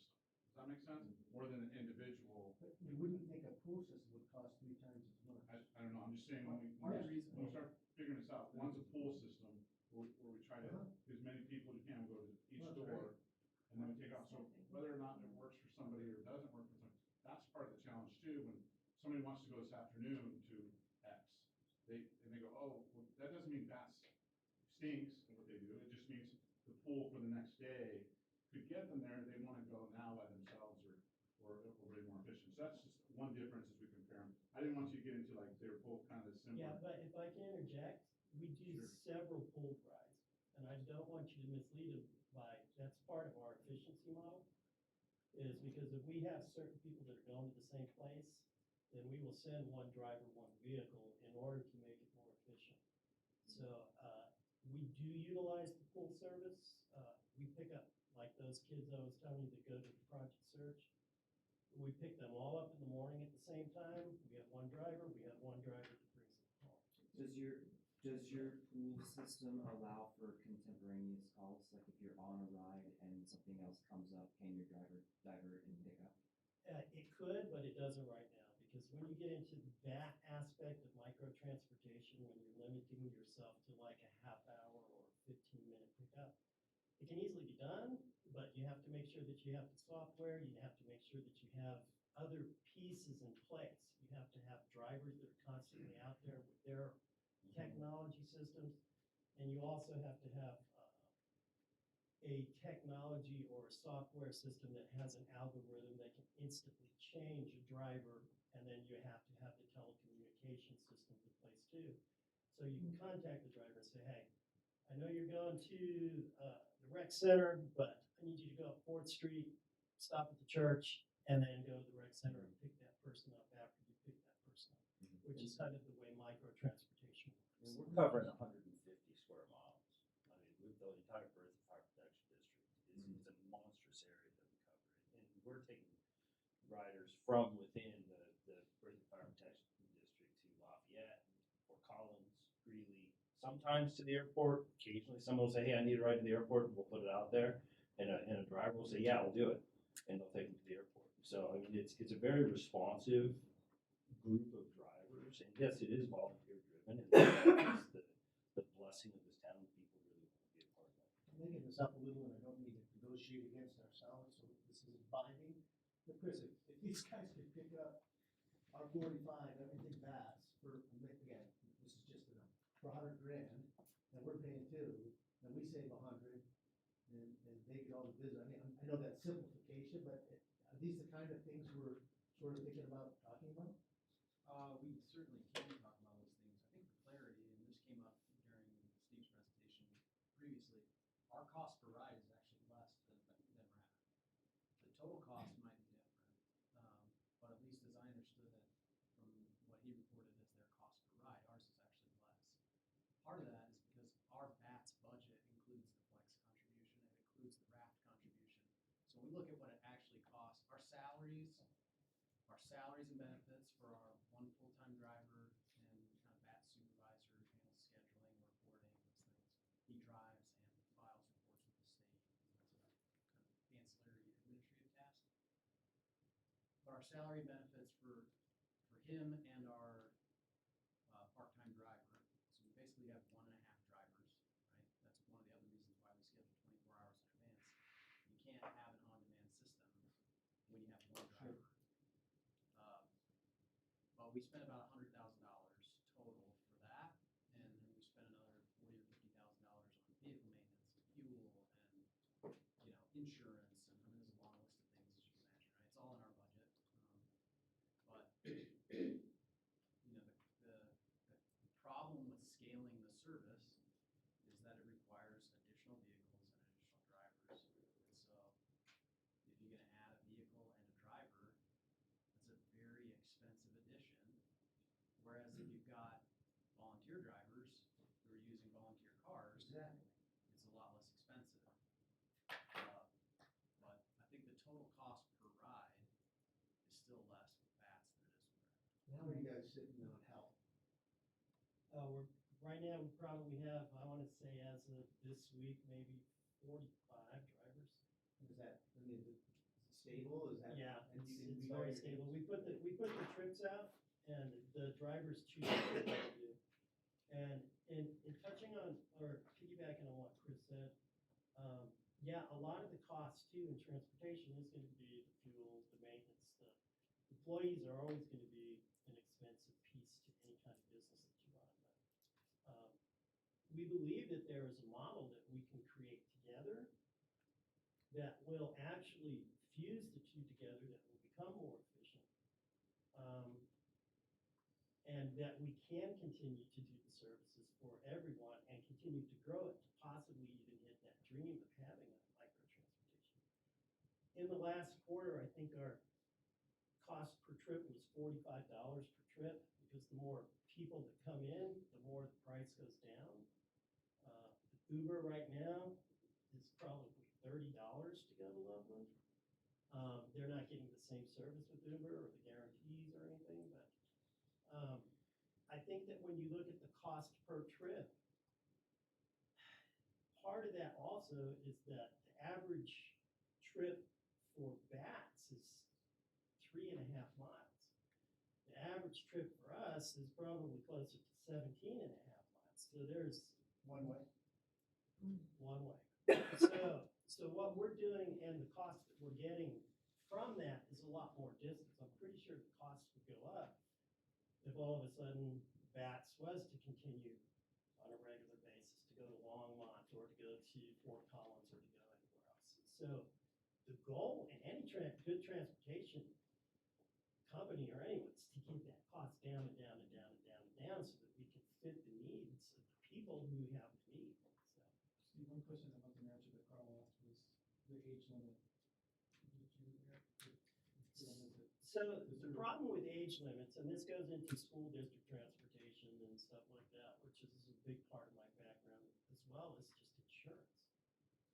And that's part of why if you merged the insurance costs and the kinds of costs that we have, you guys have the same kinds of costs, that hopefully there would be a saving. I would think that the town of Berthoud probably has better rates in some things than we have. And we probably have better rates because of the nonprofit status that we have in some things that the town doesn't. I don't know because I don't know all of the nitty-gritty stuff like that. But, I think if we take a look at it and work together, I really think that we could create something which is my passion, something Berthoud. And in Berthoud's unique. We have these guys here from all over the state. Every single place is unique. And what makes Berthoud unique is Berthoud. What you say for the feeling and everything, that's Berthoud. You know, how we brand ourselves here, that's who we are. And there's nowhere in the state. Might be a couple places that are close, but there's nowhere in the state that's like us. They don't have the mountains on one side, all the way over here. They don't have the same 130 square miles or whatever it is of people that consider themselves to be the community of Berthoud. And so what our community is, as we define that, and as we try and figure out what we want to serve, you know. I have a solution I'd like to throw on the table so that we can pick at it. But to me, the great solution is the model already exists, and they're doing a great job. What I would love to do is contract with RAC to provide all the services for the Transportation Leadership Challenge, and basically charge them with trying to come up with solutions for accommodating the in-town transportation that provides if they don't. So charge RAC with how can we expand it. As far as funding, I'd like to see the funding shift from BATS to RAFT that we currently apply. But I think to honor taxpayer dollars, we're gonna have to have two funding buckets. There's gonna have to be county rides and town rides. And county funds can go to county rides, fundraising can go to county rides, I don't want to remove county ridership because they're just as much part of Berkeley, they contribute, they're part of our community. But to honor the taxpayers that pay into the town side, I think there do need to be two funding buckets under RAFT. So when we track the ridership differently and these riders are paid, it's all covered, but I think it needs to be allocated that way. That way we can say it can all fall under RAFT. And then what I'd like to, just let me flesh out, you guys can pick at it. I'd love for it to continue as it is now, and then we have the goals and have RAFT come and present to Berkeley. Here's where we're at, here's our goals for transit or for adding youth, and that could be things that we add to and chip away at, and there might need to be funding increases. And we'll need to figure out where funding's gonna come from for continued support of this program and the effectiveness. But I think we're gonna save so much money not having our own fleet of vehicles and staffing, that this is already a win for taxpayers anyway, because we're helping the ones that can't get around and we're helping the ones who are paying for those services. So that would be my end goal, is that we almost remove the town from being the middleman and have them service, because they're doing a great job. And as they want to expand, they have to come present to us and ask for an increase or partner with us for increases. And the town can partner with fundraising events and stuff too, which we should, to help those bigger dollars go in. They could take the 1.5 paid drivers that we got. I mean, the thing that I see is the confusion where they say, oh, gotta call Bass first. Let's just align it all together. They should just book it and they call it and say, hey, we got a trip for you. That's what I have written down too. They should just book the You trip. brought that up. They should just take care of all the bookings. Berkeley shouldn't even, Bass shouldn't even be worried about booking the trips. They should just do one call, one ride. Regardless of who takes it. Their system should be able to track where the call came from, what its purpose is, what driver's gonna get it, is it a billable ride or non-billable ride, right? Could you do something like that? Then if it's a billable type ride, then you could just say, hey, this comes out of this bucket for funding because it was a billable ride, because it's not part of your mission of helping the seniors. But now you just booked a trip for a 16-year-old to go to school in Thompson Valley or something. That's a billable ride. Maybe you guys charge $5 and that comes out of the town's budget and the town covers that. I just think RAFT should keep on with their mission because they've got it figured out. They've got it going. I think they're meeting all their needs and their wants. I think where the biggest problem is with PATS, and Chris even alluded to this at the beginning, where scheduling, you gotta do 24 hours, we only have 1.5 drivers. We're not recruiting any volunteer drivers, we're not looking at hiring any drivers. Our vehicles are big, archaic, maintenance heads. And I think we could be a lot more efficient if we just started, we'd get more bang for our buck if we just contracted with RAFT like we do, like for arts programs at the rec center, and some of these other things that we do in town. So, that's why I was kind of concerned about the age limits. Like, is there something more in insurance? Like you said, the insurance, maybe there's an umbrella insurance policy we have to put on there that would cover the younger ages, so that everyone's covered. But yeah, I was on the same lines thinking as you are, I just haven't brought it up yet. It's out there. Got to feedback on it. But yeah, to me, it's always been, my mindset is, RAFT just got it figured out. They've invested in the software, they've got the drivership, they've got the volunteers, they've got the interest, they've done the marketing. That doesn't really do a whole lot of that. And what do you think about them having the challenge of trying to meet those maybe in-town rights needs if they are to take over? I think that's kind of where it gets categorized. They go in and set up what type of ridership is it? Is this like a traditional RAFT call? Is this an in-town to door-to-door? And we can catalog that all up, and then their spreadsheet would be a lot bigger. And then we just kind of figure out funding based on that. So, the majority of our ridership in town, from in-town to town, went up 50%, because now it's not going fast, it's going around. And so we need additional funding based on these numbers. And so their spreadsheets would tell the story. And then we come around after a couple months or when we want to review this and go, wow, the town has saved $100,000 a year because they've picked up the thing, they were able to do the rides, and now we need to start paying for some of the services. And it's like, we don't need 2 booking software services. We just need one central service that can expand to us and give us those services, and they've got it figured out. We shouldn't really have to pre-figure it out. And we want to still maintain their mission, but how can we add on these other missions, like, we kind of sarcastic, keep thinking of rats. With kids, right? For regional creative teen service. But, we gotta take care of the kids too, because when my kids were needing to go to summer school, we used bats, and they had to show up at the bus door with $1, and that was their ride to, facility in Loveland, without Thompson College.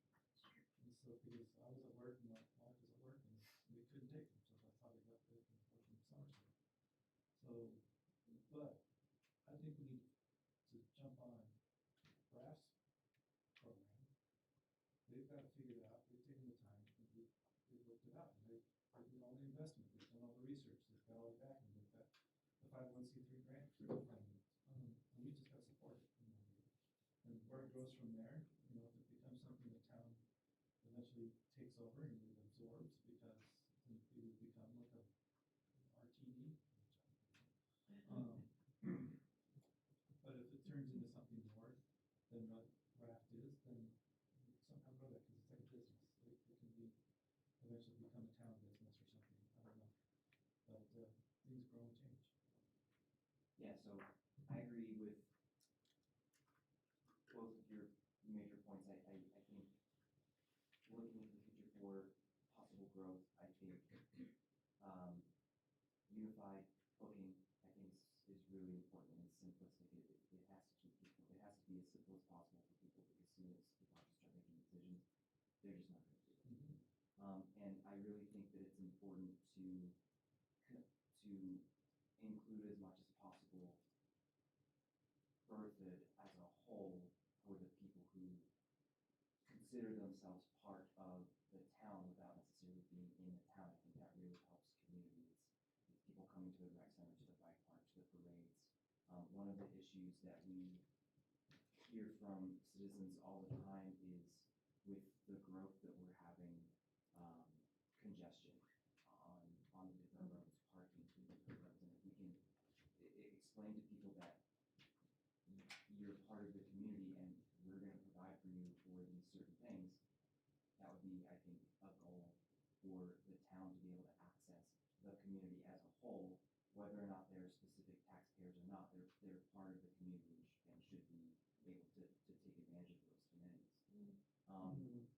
To kind of bring it back to the, I guess, the verbiage of previously, and it's a little selfish for my own part, but would you guys say that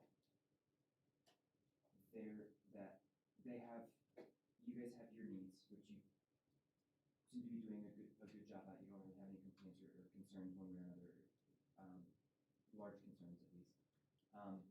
Would you guys agree that a need that we should try to address for our point of view on this side of the table is flexibility of scheduling and access?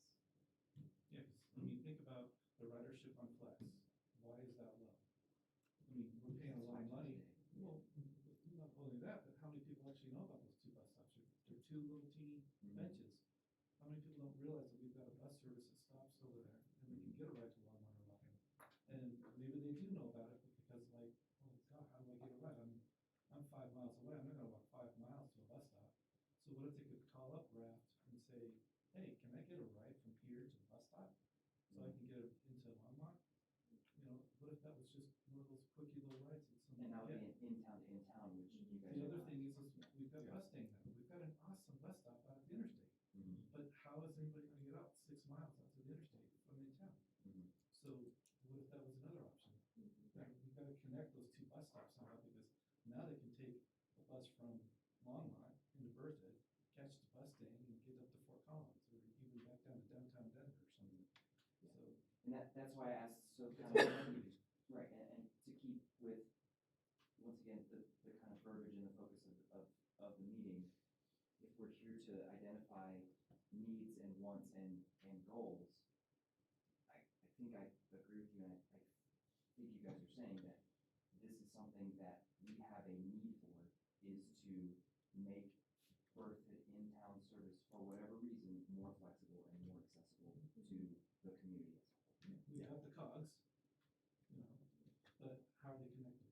Yeah, I wrote down user experience, so from the user side, how to make this more efficient. So I think all that is a really important conversation.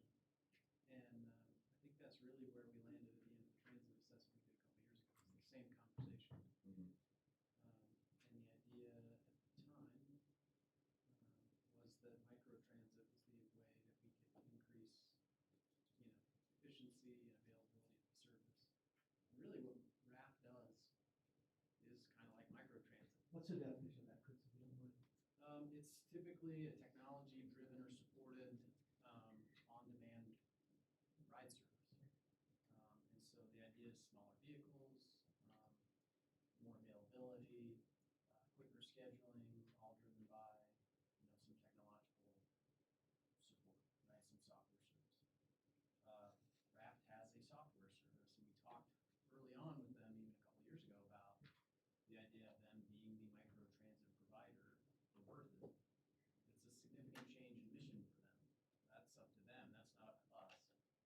And as part of the microtransit grant that we received from the federal government to initiate that pilot program was to put together a request for proposals that would say, look, we want you to serve, we want to have service available from 6 in the morning until 7 at night, 6 or 7 days a week. We want riders to be able to be picked up within, 15 minutes on average of them scheduling a ride. We want you to operate within this service territory. Our initial business model was kind of halfway into Longmont, halfway into Loveland, so expanding service area. And then we would put together this request for proposals, and that RAP could submit a proposal if they wanted to change their mission and go down that road. We haven't gotten there yet. As I think you know, it's taken a while to get that grant process sorted out. CDOT has agreed to be our kind of finance partner, so they're going to take money from the feds and feed it through us, and they'll review our RFP and in order to access those grant funds. I think that's part of what drove this conversation, if I'm being honest, is that there's a significant change in our business model afoot, or there has been for the last couple of years, we've been moving down this microtransit road, and that's going to change transportation fairly significantly in our area. And so I think part of what I think we're all struggling with is how do we integrate our two services together? And, does RAP continue to provide what I might call paratransit, or something similar like medical appointments and health and disabilities, and, which is a little bit different service than what we do, right? Like if Carl wants a ride to the bus staying stop, we pick him up. RAP doesn't currently do that because Carl's not a senior and he doesn't have a disability. And so, but if you call a VATS and you schedule a ride to the bus staying stop out of I-25, we kick you out. And so our services are a little bit different, but they are overlapping. And as our business model changes, assuming we continue to go down that road, how does that change the relationship with RAP? And where does that overlap still exist? And how do we eliminate as much of that overlap as we can so that we can both be as successful as possible? Or do we eliminate VATS entirely and just contract with RAP to do it all? If that's what RAP wants to do, but that is a change in mission for them. And I think a lot of the conversation we're having is good. I think it's important to hear from them. Do you want to change your mission? Do you want to take because this Jason direction? specifically said that, yeah. And we had recently gone through a vision workshop, RAP, and part of that process was really trying to decide where what we see ultimately is what we'd like to achieve. Now, again, RAP still, Ruth is here, this is near and dear to her heart.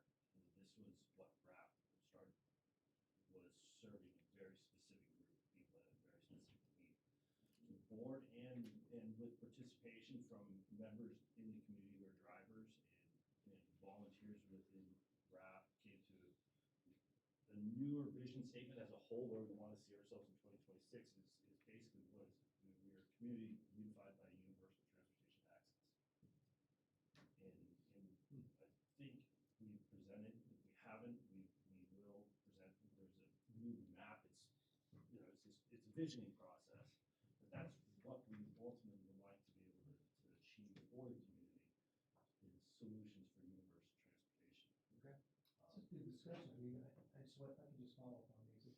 One thing, we track data on what that's, what the purpose of the rides are, do we? So I can write that down. Yeah, I have very detailed Do data. we feel there's any abuse, and what I mean by that, I wanna ride 4 blocks to the rec center versus getting on my bike and walking. Is there, or is that 1%, 0%, or 50%? I wouldn't define that as abuse, that's the whole point of bats, is if you wanna ride 4 blocks from your house to the rec center, you can call bats and get a ride 4 blocks. But I think we from should your have house a to the rec discussion center. on that. So I think that's part of the conversation, right? Yeah, but you have to be careful because what if an elder person or a person with a minor disability wants to go to the pool That's and it. it's 3 weeks away or 3 That months meets away? the criteria. A teenager who is healthy, is incurring a cost for the town versus walking Maybe 3 they're not allowed blocks. to go if they don't ride. So it's interesting that you bring that up, so I wish Barb Versteeg was here because we were having this No, conversation. it's a good point. So we were having this conversation at our last board meeting, and Barb kind of musingly stated that, her kids can walk.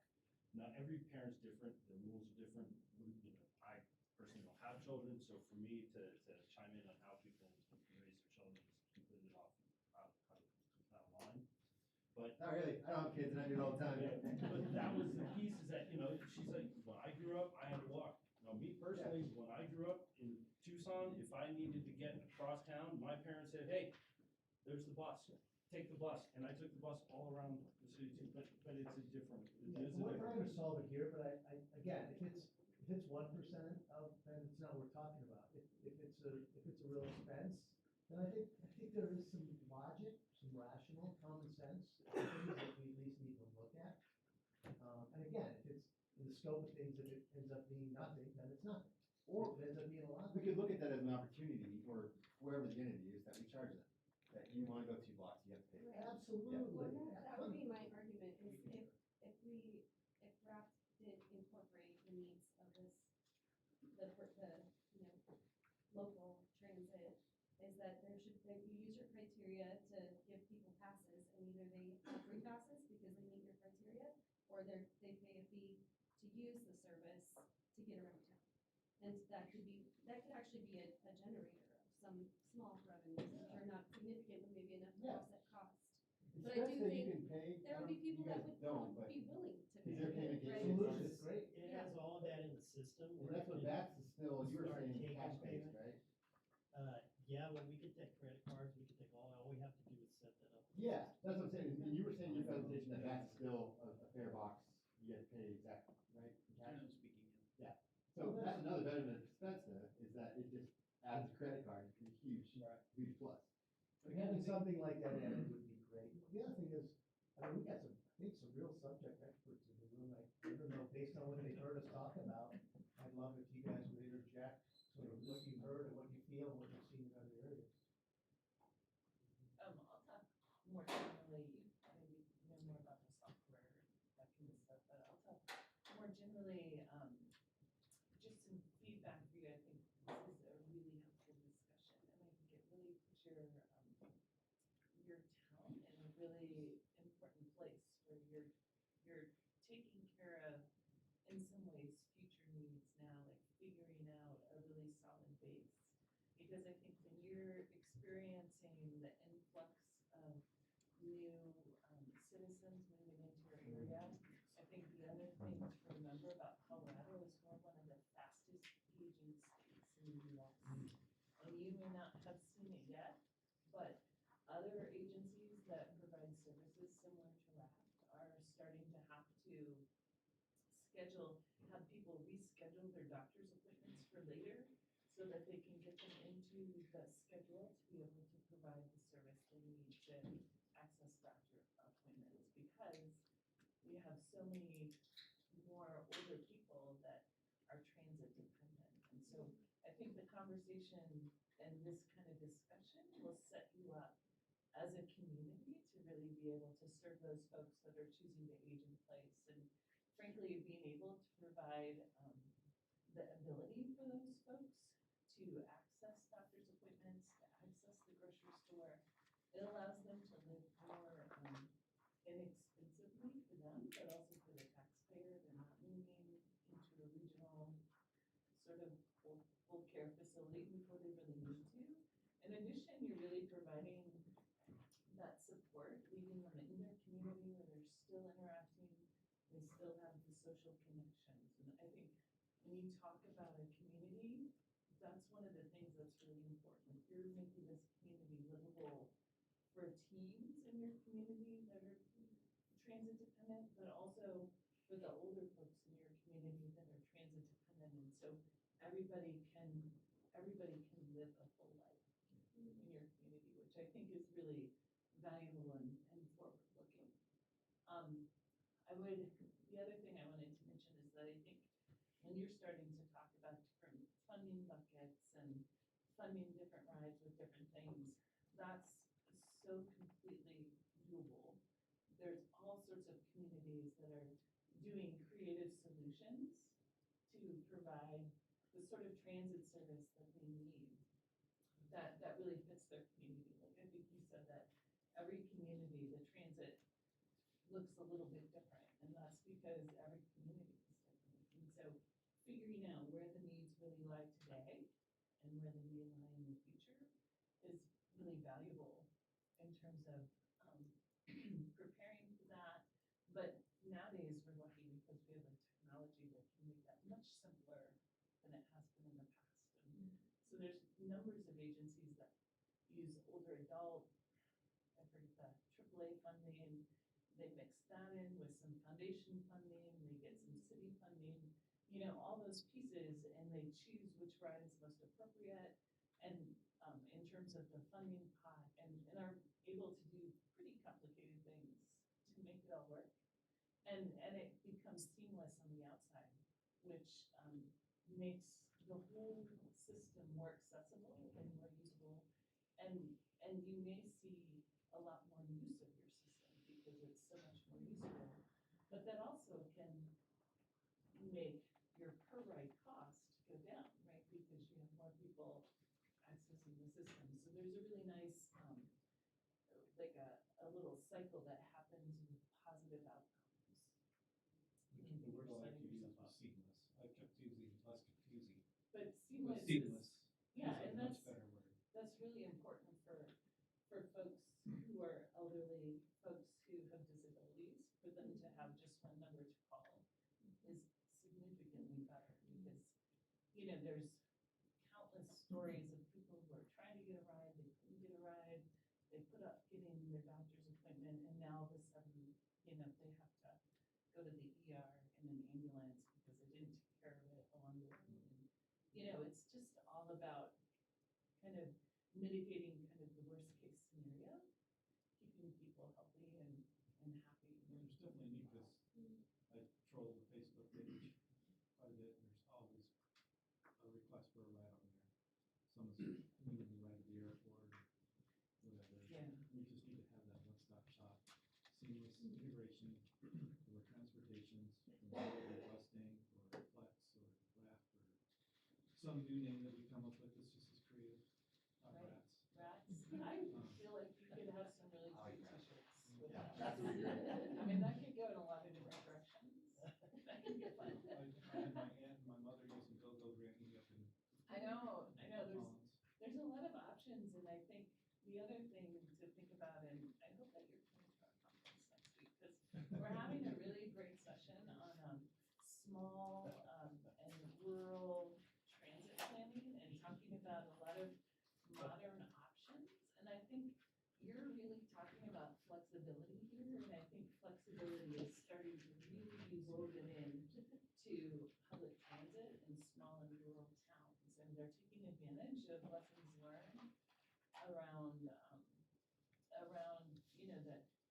maybe they're doing Uber and stuff in cities, and sometimes transit agencies will contract with Uber to provide certain rides to do that sort of demand response microtransit situation. But I think communities like yours can learn from the lessons learned by some of those other systems.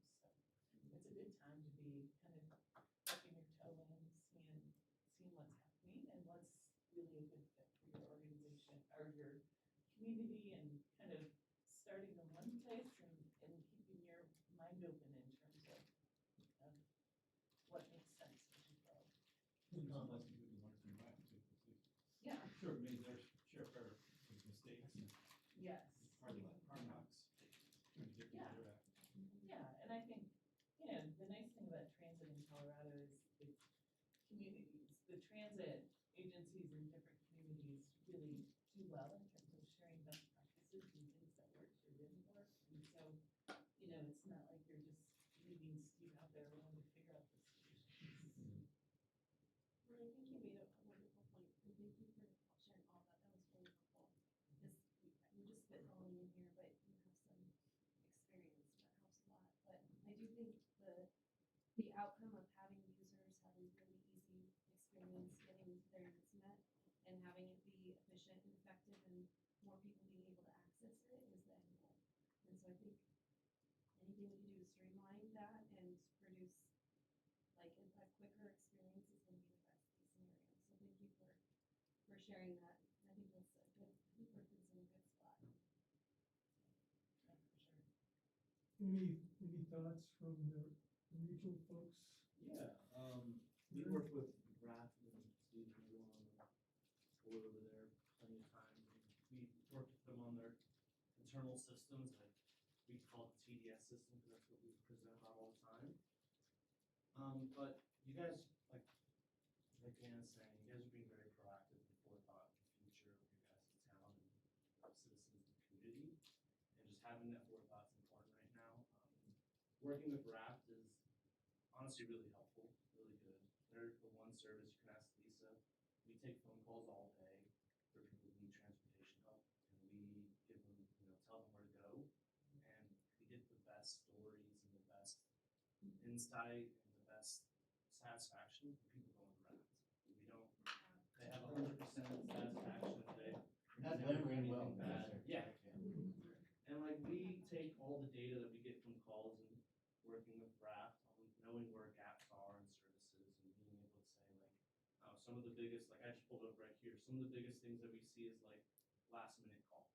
People that need services at the last minute, that's some of our biggest issues that we see is someone's like, I need a doctor's appointment. Like I forgot to call about it today. Like, can I figure it out? And if they're in the Berthoud area, we tell them go to Raft. We need that help. Do it. As well as like getting to medical areas outside of the region. That's probably our biggest gap right now is medical calls. People that need to get to Longmont or the VA in Denver, and being able to work with them on that. The system that we have with Raft is really helpful. So if someone does call into us and we collect their information, it gets straight sent to them, and they're able to reach out to that person and set up that call. And through the projects that we're doing with them, we're hopefully being able to expand that to a connection of Denver. So that's something we'll be talking about at CASTA. It's exciting. So when you say send out information, you actually fill out the trip form, or you So just call up Steve and say, hey, I just got this call? So Lisa probably can give more insight on that. Yeah. So, we're with the MPO, but we're in the mobility division, which is called Ride No. So we have a call center and we have a website, emails, all that. So when someone calls looking for a ride, I'll ask them a variety of questions. Are you over 60? Where do you live? What's the purpose of the trip? How far in advance, is your appointment? And we enter all the information. And then, because we have this relationship with Raft now, I enter the information, I hit a button, and it all goes to Raft. So it's like, kind of like a pre-screening, a pre-intake, if you will. So when they get the information, they contact the rider and set up the ride. So it's beautiful. It's, we have a great. Because that's where they call Raft, and then Raft say call Fast, and then Fast says no call Raft, and then you finally put it. And then finally call no call. And it's vice versa too. So if someone calls, Raft and they're outside of the service area, Steve will let them know, hey, call Ride Noco, they can help you guys. Unfortunately, not within the Berthoud Fire District, but someone that can work with that relationship and still help with the region outside of Berthoud. So we're able to pick up those people at least. Let me just direct you to the screen here.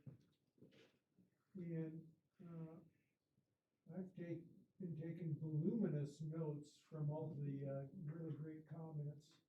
And I've tried to kind of color code some of the ones that I thought might be most relevant to kind of gaining clarity for tonight's session. So who are we serving? And you'll see in the green here, this is about raft. And again, if you speed read, you can see a lot of other comments here, but May threw out an idea that in blue, help this great community and help each other, especially those with special needs. Maintain our small town heart, help bring neighborhoods in the outskirts of town to be more a part of the community. Will agreed with that and said Raft had the heart to seek a solution to a transportation need. Again, a lot of other comments here that were really good. Jason mentioned there's a new mission statement because that was a key thought that, well, Raft and Bats are overlap, but if Raft were to take on more, probably would involve changing what you do. And I think I captured this correctly, Jason. The new mission statement for Raft is we are a community united by universal transportation access. Obviously, that's a pretty broad, somewhat vague mission statement. I'm not being critical of that mission statement, but when you look at that mission statement and you look at, well, this overlap, and if it became one organization, would that still fall within that new mission statement? Greg, I hate to interrupt you, but that's our vision statement. We've done a roadmap. And there is a difference. And between that's the mission and vision we just come up with. Great. With our roadmap. Great. So is the mission statements remains the same? The mission statement is separate from that. And the vision statement is the goal that we are pushing towards. Right. The mission can change. Right. So the way I define mission statement is it's kind of like what we do today. And we're doing it to some degree of efficiency today. Okay. A vision statement is a kind of again a clear and exciting picture of a desired future. And so thanks for the our mission statement is transporting seniors and adults with disabilities to support independence, dignity, and freedom. Right. That's our mission. So right now. Right now. So if we were, for example, to say, hey, May has the right idea, let's go that way, that mission would have to change, but the vision, would that meet the vision? Yeah. Ann had some great thoughts. Brett, thank you for asking for thoughts from the crowd on, I don't know what direction we're in, but we'll call it the north side of the room. Am I right? Is that the north side of the room? North Front Range Metropolitan Planning. No, I'm just talking about in this room. I can't see the mountains. So.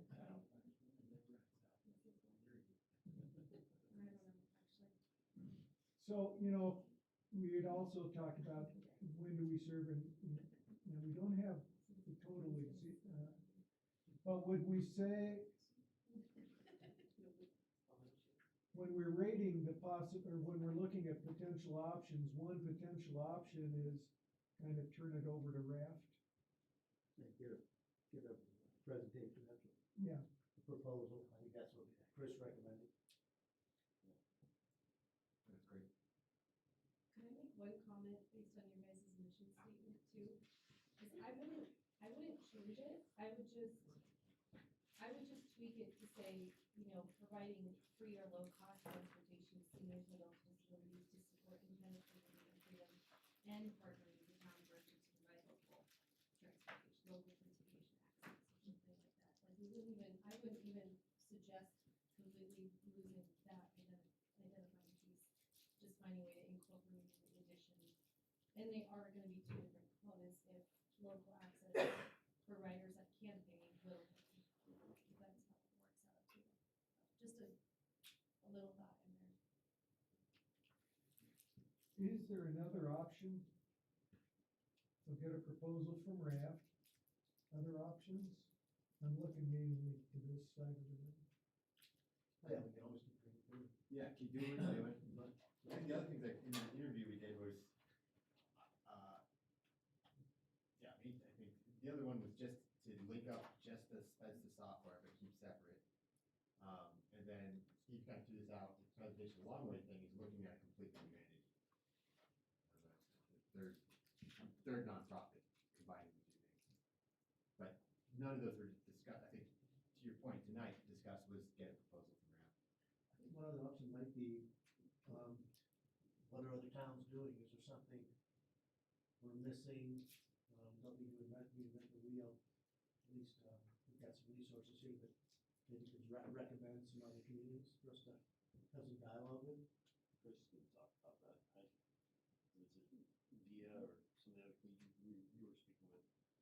Communities like Centennial and Community Village, looking at what they're doing. There are some other communities that are outlined that are doing some micro transit programs. Yeah, from a microtransit standpoint, we've met with a couple other communities and different providers that do that.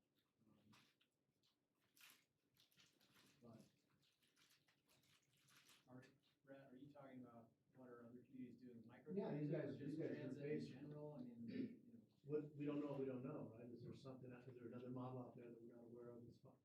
I'm just We have coming up talked with a lot options. about the microtransit options separately. Yeah, I Yeah, think so- that's almost a separate So conversation. 4 years ago, we did a transit assessment. We hired a company called Felsberg, Volkenweg, FHU. Okay. They're a transportation planning firm with specialists who just do transit planning all over the country. They evaluated what we do. They talked to us about a variety of different options and alternatives that are going on around the country and in our region. And microtransit is what rose to the top. So we don't need to look at other options. So I think we can, I don't know what else is out there, but I think we've done that in the last less than 5 years, so, yeah. Could we channel the grant money for microtransit to Raft if we were to contract with them to launch microtransit for in-town ridership? Yeah, and I think that's kind of what we talked about previously, so we would have to do, if we take the grant funds, which we've not accepted yet, but if we do, we'll have to do a competitive selection process, we'll have to solicit proposals, from providers who might be able to meet the criteria that we establish for our service, and Raft can absolutely submit a proposal. It's not a cost-based decision necessarily. We can set the criteria for how we select whatever provider we choose to select. But the intention of the microtransit grant was to contract with someone to provide microtransit services to the town of Berkeley, not for the town to do it ourselves. Not to hire more drivers, not to buy a bunch of more vehicles, not to go out and buy software, but to just contract with somebody else who's already uniquely prepared to do that. And there's benefits, yeah, I hope you guys do, when we go that route, if we get that money.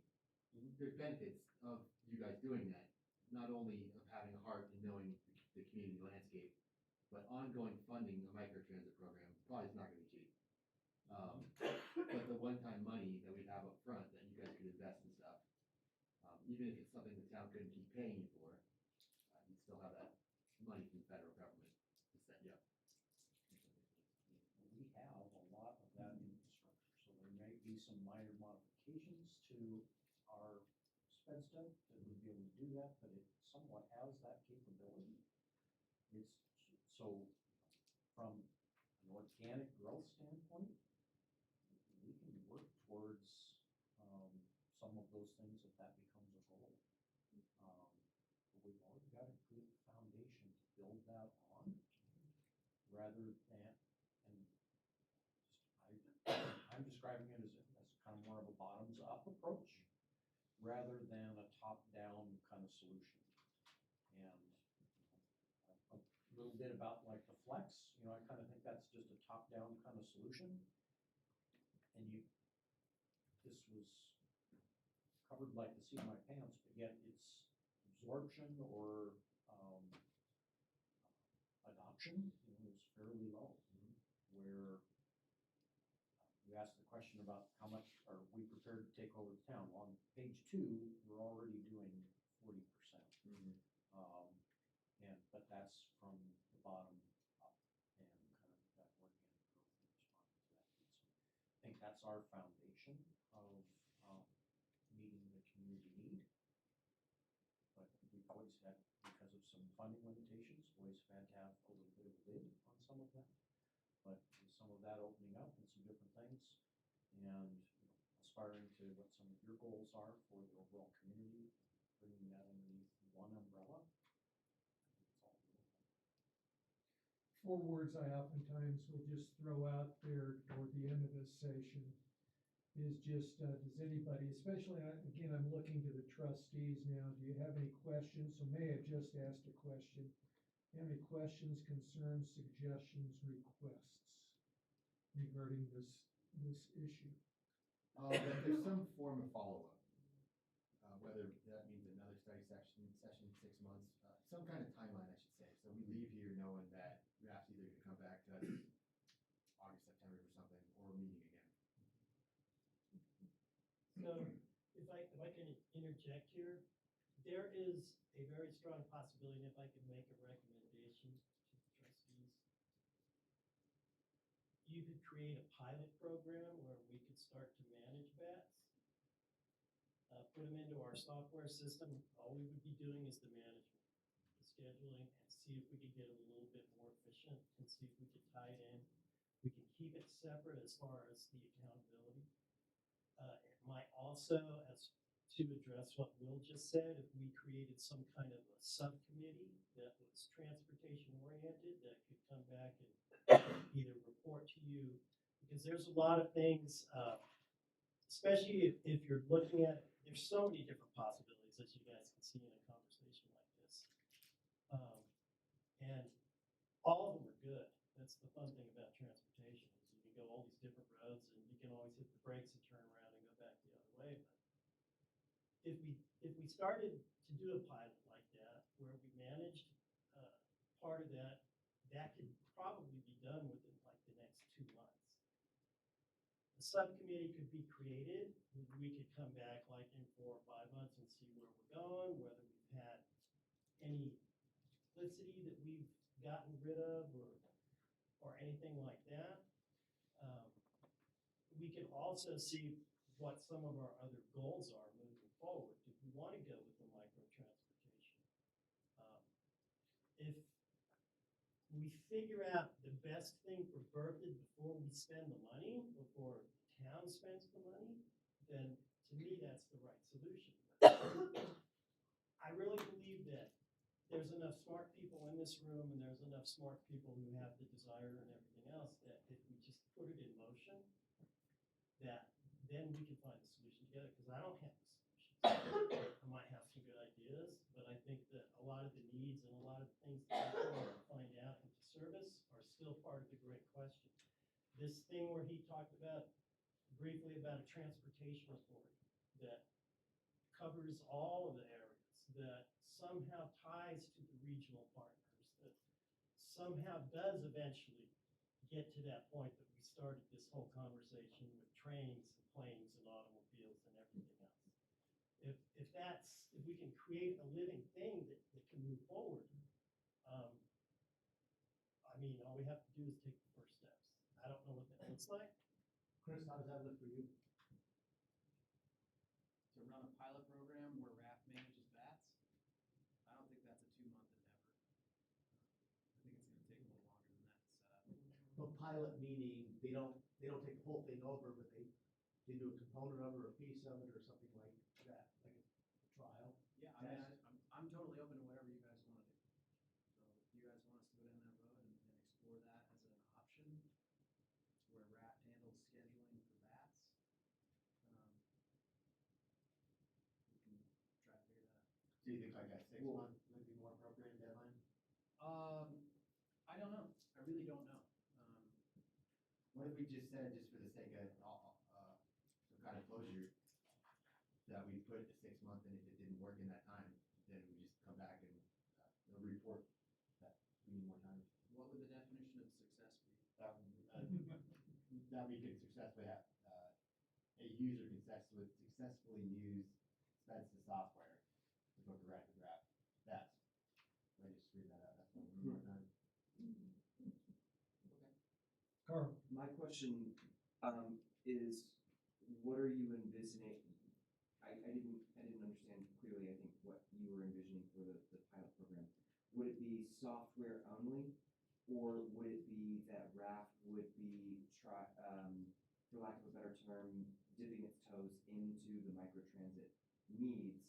And if they come up when they come up, does the software and does the infrastructure that exists allow for some of those things to change hands, so that if someone calls at 5 o'clock in the evening and they can't set up a VATS ride, could that be something that someone takes someone from the grocery store to the park in the back?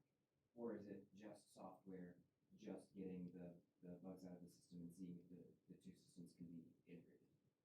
I think that as far as a pilot, it would just be the management of the equipment and the drivers, the schedule. Because when you get into a full integration, that is gonna take a lot more time, because then you're gonna have to have all kinds of discussions. You're gonna have to see where you wanna go. If we put him into Spedsta and we trained Adam, or we trained Jeremy in Spedsta, we can have that done by the end of this week.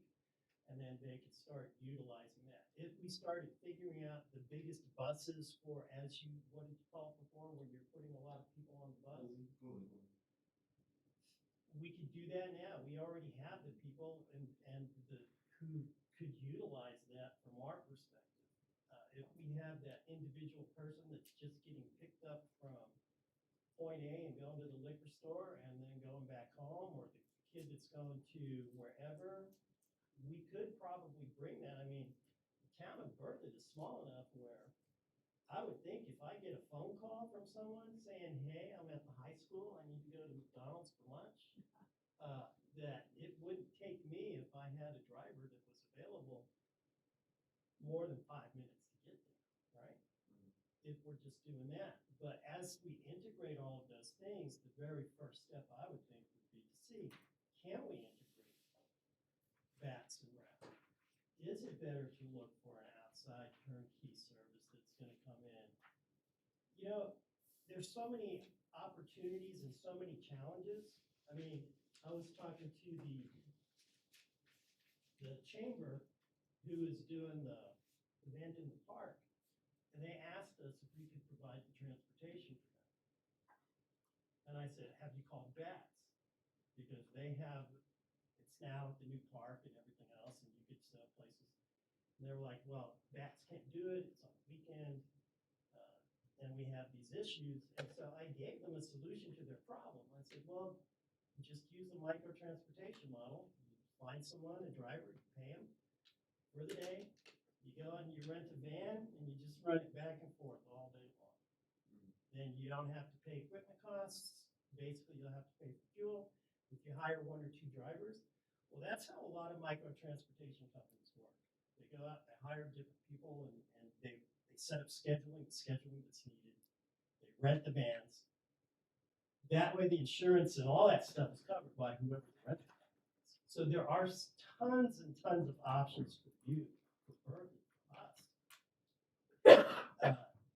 And all we have to do is explore them and see which way we're going to go and which ones are going to work best. And the best way, in my opinion, is to maybe get a subcommittee that will meet once a month, say, what do we need to do, who do we need to talk, and to pilot it and see if it's going to work or if it isn't. And we can wait 6 months to do it. We can wait 3 months to do it. I'm going to kick myself in the butt for saying this, but you know, we could do this by the start of the summer, which is 5 or 6 weeks from now.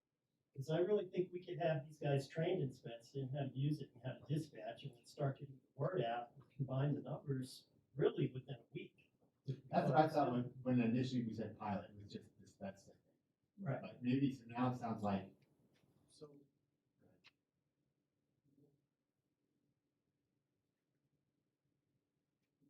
Sorry, I didn't mean to. No, go ahead. I don't know how to. So I guess my thing was like, what can we come back with in 4 months? And so you're saying we need to create a subcommittee to even figure that part out. Like, Yeah, what are I'm the saying the deliverables? subcommittee would help keep it going, because there's gonna be questions and stuff that come up. Like, for example, How far do we want to get into this though? Like, is the charge of the subcommittee to a full integration, or is it charge of this committee just to have well, specs that the say, only reason I would recommend a subcommittee is because,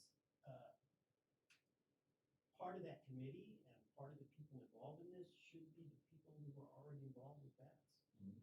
Because it shouldn't just be RAF saying, yeah, send us all your drivers and equipment and just stand back and let us do what we wanna do. And they should have an active role so they can see and learn and then help build whatever they could learn from that.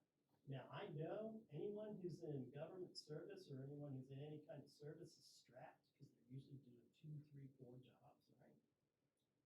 But that was the reason for the suggestion of the committee. Even if it was one of your members and one of our board members and my assistant Christie, who was on that committee, then at least it could move it forward and we could say, okay, these are the problems we have, let's write it, let's tackle it, let's move forward. It would help create that flexibility as whatever you're gonna do, whatever we're gonna do, moves forward. Hey, Stephen, I think we're adding another proposal is what you're doing. And right now, the proposal we're talking about is the merging of the two scheduling, so this 3-1 scheduling system. Why don't we add that as another proposal? Because they're two separate things. It could happen at the same time, but just for simplicity, let's add that as a proposal and then take the scheduling piece back on and say, wait, when do you think, the scheduling piece could be integrated? Realistically, I know Chris disagreed with that, this was, yeah, realistically. from our perspective, Yeah. I would say we could probably have it done in the next 3 weeks. And Chris was much longer than that. Just Yeah. to set up the technology. Just to set up the technology on it, So in 3 weeks, I could call one number yes. and get a ride, regardless if it was. Or you in can call town both numbers and it would still go into the same system, with the scheduling system. I don't think it's quite that simple for us. I think, one, we need to have a clear agreement about how that works. We're talking about personal information that we collect from people and having some agreement that covers how that all gets dealt with. We're gonna have to train, we're gonna have to market it, right? Like, sure, somebody might pick up the phone and call RAF tomorrow, but they're not calling BATS, right? So right now, BATS has its own phone number, it has its own kind of scheduling system. So all I'm saying is I think there's a lot more steps than just putting names in a software system and giving people licenses and training, is all I'm saying. I don't think that happens in 3 weeks. I just realistically, I don't think, those things don't happen that quick. Well, the marketing could come after we just see it's feasible. Once it's feasible, then we can market. Sure, and I think, from my perspective, one of the things, that I think is important for us to understand is what does Spedsta get us that we don't have now? Because I don't think that we can, and perhaps we can, but I think it's very difficult for us to transition from what we do today with basically 2 half-time drivers, because Adam doesn't drive all day, because he has other administrative, kind of responsibilities, but, so let's say we have basically 2 half-time drivers, they drive from basically 8 o'clock in the morning till 3:30 in the afternoon. If you look at our trips, it's every, it's 8:05, 8:11, 8:30, 8:48, 10:30, 11:05, 11:36, right? So they're doing that throughout the day, taking trips. We won't be able to take, I don't think, but I think this is something we can explore and should explore. Will Spedsta software increase or reduce the amount of time that it takes to schedule a ride? Outside of that, I don't think we're gonna get more rides because we don't have the capability without more drivers and more vehicles. And so the benefit of Spedsta, from my perspective, is can we reduce the amount of time it takes to schedule a ride and get a ride? And then on the user experience, the convenience of being able to pay. And then you can pay with your credit card as well. Yeah. I do think it seems like a lot of work for minimal impact, but to pilot and get a true idea of what it's gonna be like. I mean, a lot of work on this end and a lot of work always been in the committees, a lot of work for committee. I mean, I guess I don't know the solution, but it would seem more beneficial if there was a way to pilot the program separately and then propose it, and then you'd have it ready to be transferred over to you and take those grants. I don't know the logistics of that, but it does seem messy to have town involvement overlapped with RAP. Just the technicality of it seems messy. Yeah, I think it can all get figured out. and you need to be part of it, We obviously. just gotta sit down and town run staff through those member. details. So I don't wanna overpromise and say, hey, we're gonna call up Raft and Steve and his team are gonna add Adam and Dee into their system and we're gonna start Yeah. scheduling rides next week. I just don't think that's realistic. With 4 months or 6 months, and there would be no pressure if you can't. Yeah, I hit mean, it. I think several months is totally And then, reasonable. and if you guys can't hit it by then, it's not like then we just say, okay, it's another point. And it may be totally reasonable to be operating in a month. I don't know. Right. But I also don't know what it's gonna take. And once again, for clarification, I'm gonna ask the same question, sorry. But does that 6 months, is that a pilot program of a full integration like it would be? Or is that just specifically scheduling and seeing if the scheduling software is gonna work? I was thinking this is just the scheduling software, but that's. And that's what you said, Steve, to answer Carl's question, just the management of the scheduling. Even the 6 months? And I'm gonna be quite honest with you guys. You use the word seamless. From our perspective, we can have bats in our system by the end of this week. I'm just giving it a little time for whatever, because I know bats has to get some things together from their end. But yeah, and then we could be scheduling the trips, we could be picking them up, we could be putting them out there. We could put the things on Adam's phone so he would know what his schedule is. You would have complete accountability of every single trip. So from us, our end, it's seamless. Like a database for all our data. Right. Maybe be a little more direct, I'm gonna be a little more direct, a little more simplification. We've got like 20 years of data on ride data from that. Over 20 years, it's been 20 around 20 average, 22 average, single riders a month, right? It escalated in the last couple of years, 28 to 30 per month. About 350, anywhere from 310 to 335, 350 trips a month in a 20-day period, since it's been 5 days a week, right? So that's 20 years of data. We've had 20 to now about 28 to 37-ish, probably call it 34 average. So in 20 years, we've gone from 20 a month to 35. So the reason I bring that up to simplify it is say, okay, say bats ends tomorrow. Say we just say we're closing shop tomorrow. We look at our trips and you go back to your need. What is our need? What are we not progressing? They presented that said, hey, we don't say no to anybody. They're at 45 or ish average. And they're at a certain amount of trips that they do all the time. So there's not a complaint. There's all compliments on our side. We don't get a lot of complaints that we don't have anybody saying you don't do this or you don't do that. It's the scheduling issue, right? It's the pooling issue, because that's our model. Now, if you think about that, you go, okay, what is our need? What does the board want to do?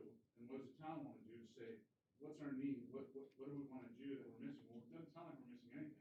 Now, one's seniors, right? And ADA challenged youth, right? Is that some correct? Adults with disabilities and seniors. So we do ADA challenge as well, and we do seniors, right? The difference is we have this middle part where it's able-bodied anybody, right? So if you look at that, and we're only at anywhere in town, and you're at 35 average right now. So if that went away, and you said, okay, if you're able-bodied, then you need to go liquor store. That's not for us. That's not our game. If you're able-bodied, you can go to Pizza Hut. That's not our game anymore. Our game is obviously there's a senior need. There's obviously an ADA challenge possibility. If we look at our trips, and that trip comes out. And in my head, I haven't digested enough, but I've looked at it over time with Adam, is that if you extrapolate some of that, and those need boxes, those seniors, I don't want people put people in boxes, I don't mean to discriminate or anything, but for purpose of the challenge, is you say seniors, and then you say ADA anywhere, then you can go to doctor or medical or whatever, and we eliminate and so I'm taking people back and forth to school, because they don't fit those, if there's a need in those boxes, right? If they're able-bodied, and I keep saying that, but if you're able to walk and do whatever you can do, say that number, that percentage of 35 average for us on our side, bats, goes down to 18, goes down to 15.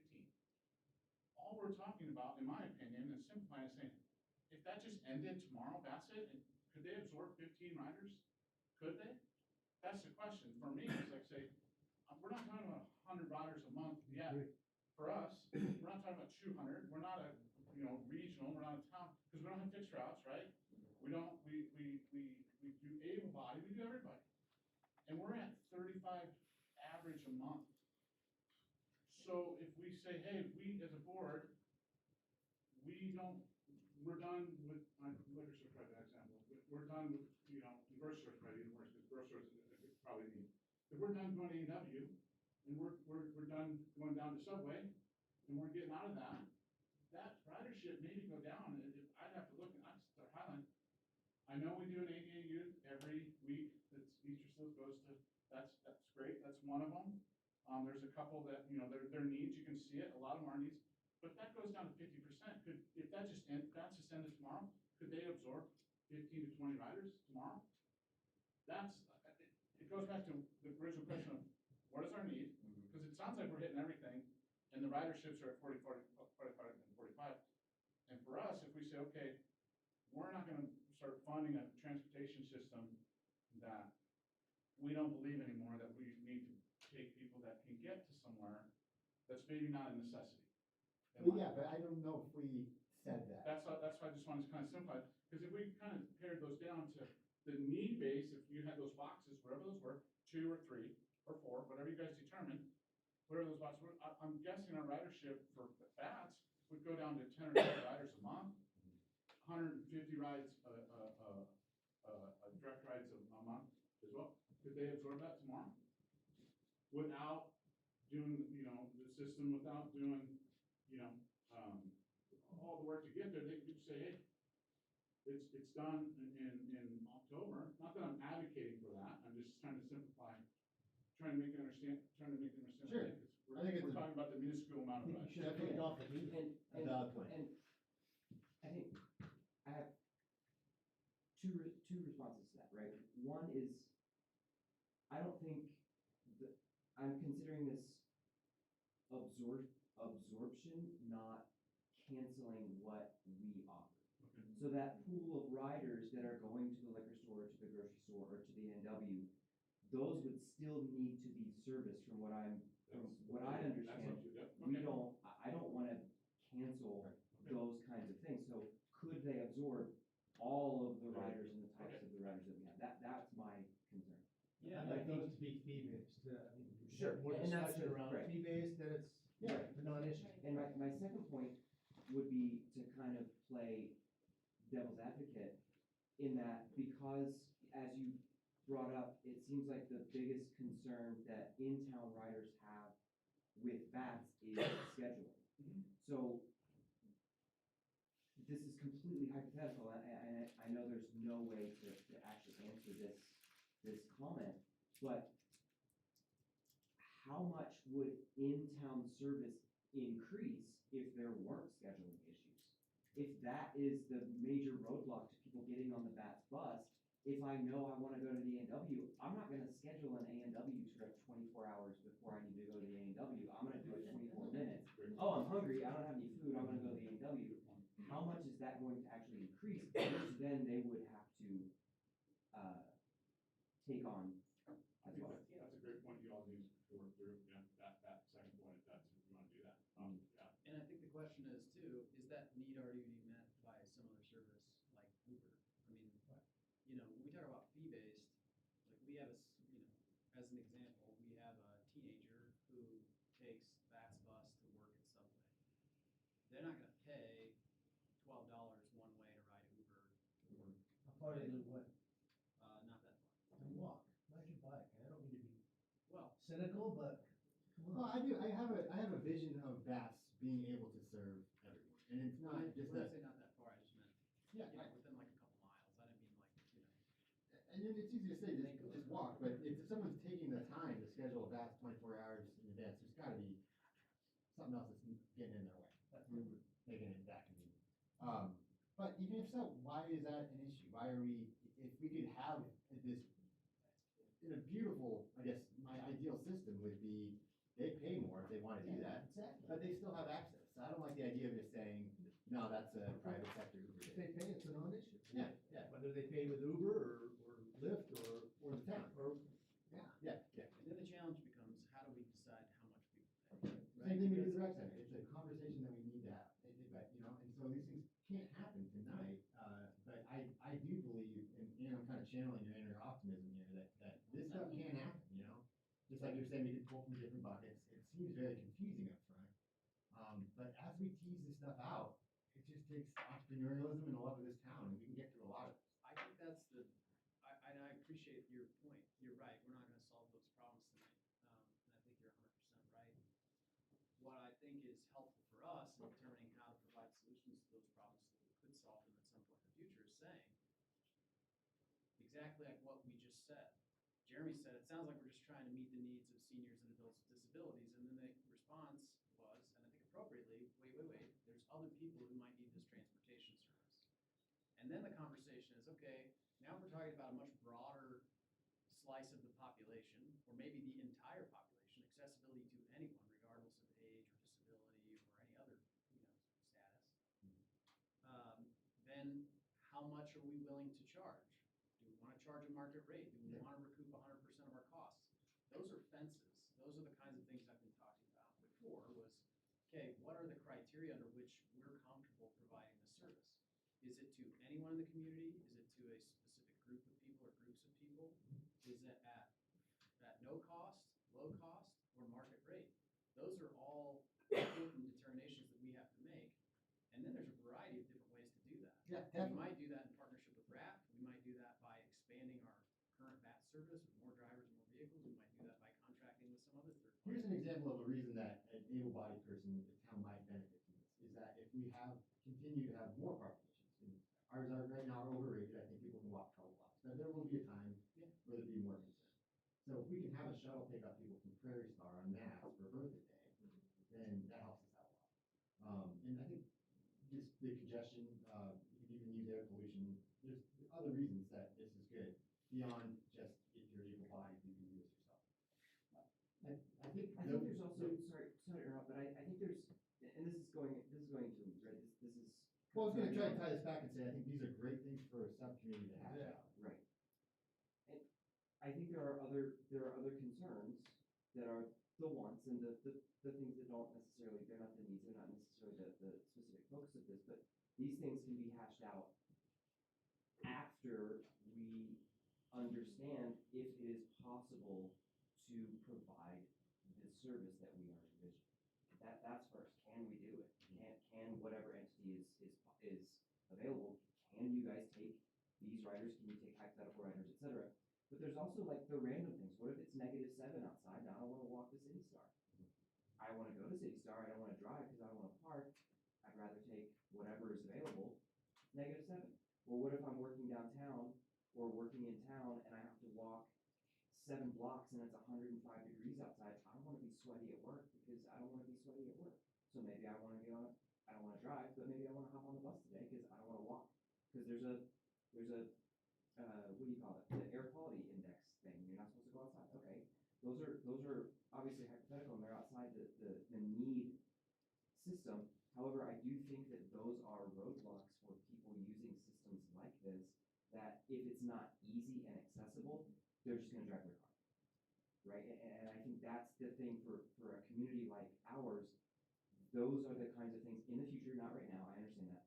Right, but those are the kinds of things that need to be had in conversations in committees that are possibly set up. But those are useless conversations to have if the system itself cannot be utilized. Can you handle it? Thanks. Well, and that would be my, that's my question is really it comes down to what RAPT can and wants to provide. And that internal transit in town is gonna fall on you guys to determine whether or not you can do that. And that, to me, is still the best solution if you can, because then our funding can funnel to one source and it's going to go further and help people in need as well as more people in our community. So if you can handle it, then that's the best option. And then I think it's gonna streamline, and like you were saying, the complexity is in this room, the layers of complexity, but to the public, it will be seamless. because there will be one way to get rides in town, whether you have a need or you just have a desire to get somewhere. But you would still use your qualifying system to say who gets the free ridership and who gets door-to-door help, because they've qualified in advance, and everyone else can pay and help pay that system to support those who have needs. The committee That can would be work the through best. the details of that, right? And these guys could, you're gonna have to change your criteria slightly, right? Because now you've opened up your universe on who you're gonna serve, but now we start going to a food days, working with the town, working with the committee, you can come up with, here's what we need to make it work. And then take credit cards, take cash, take whatever, yeah. I mean, it's just a question of building the correct kind of business model that you would want. Yeah, so this initial thing though, this is just using Spedsta, and then right now it's real basic. It would still be going back to the town to operate the shuttle, right? That's the idea here, just to see if these initial conversations are even possible. Am I on the right page with that? Yeah, you are. I mean, it's just, transportation people, they look at equipment, they look at how many people they can fit, they look at all these other things, it's all these moving pieces.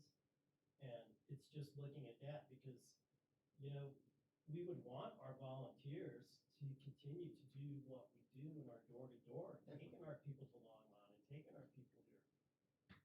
We might want to utilize the big bus to take all the kids, I call them kids, the adults with disabilities, to Easter Seals on a regular basis. And then right after they drop the kids at Easter Seals, continue down the road and drop the other 3 or 4 kids off at Banner Hill and pick them up so that that's efficient. Yeah.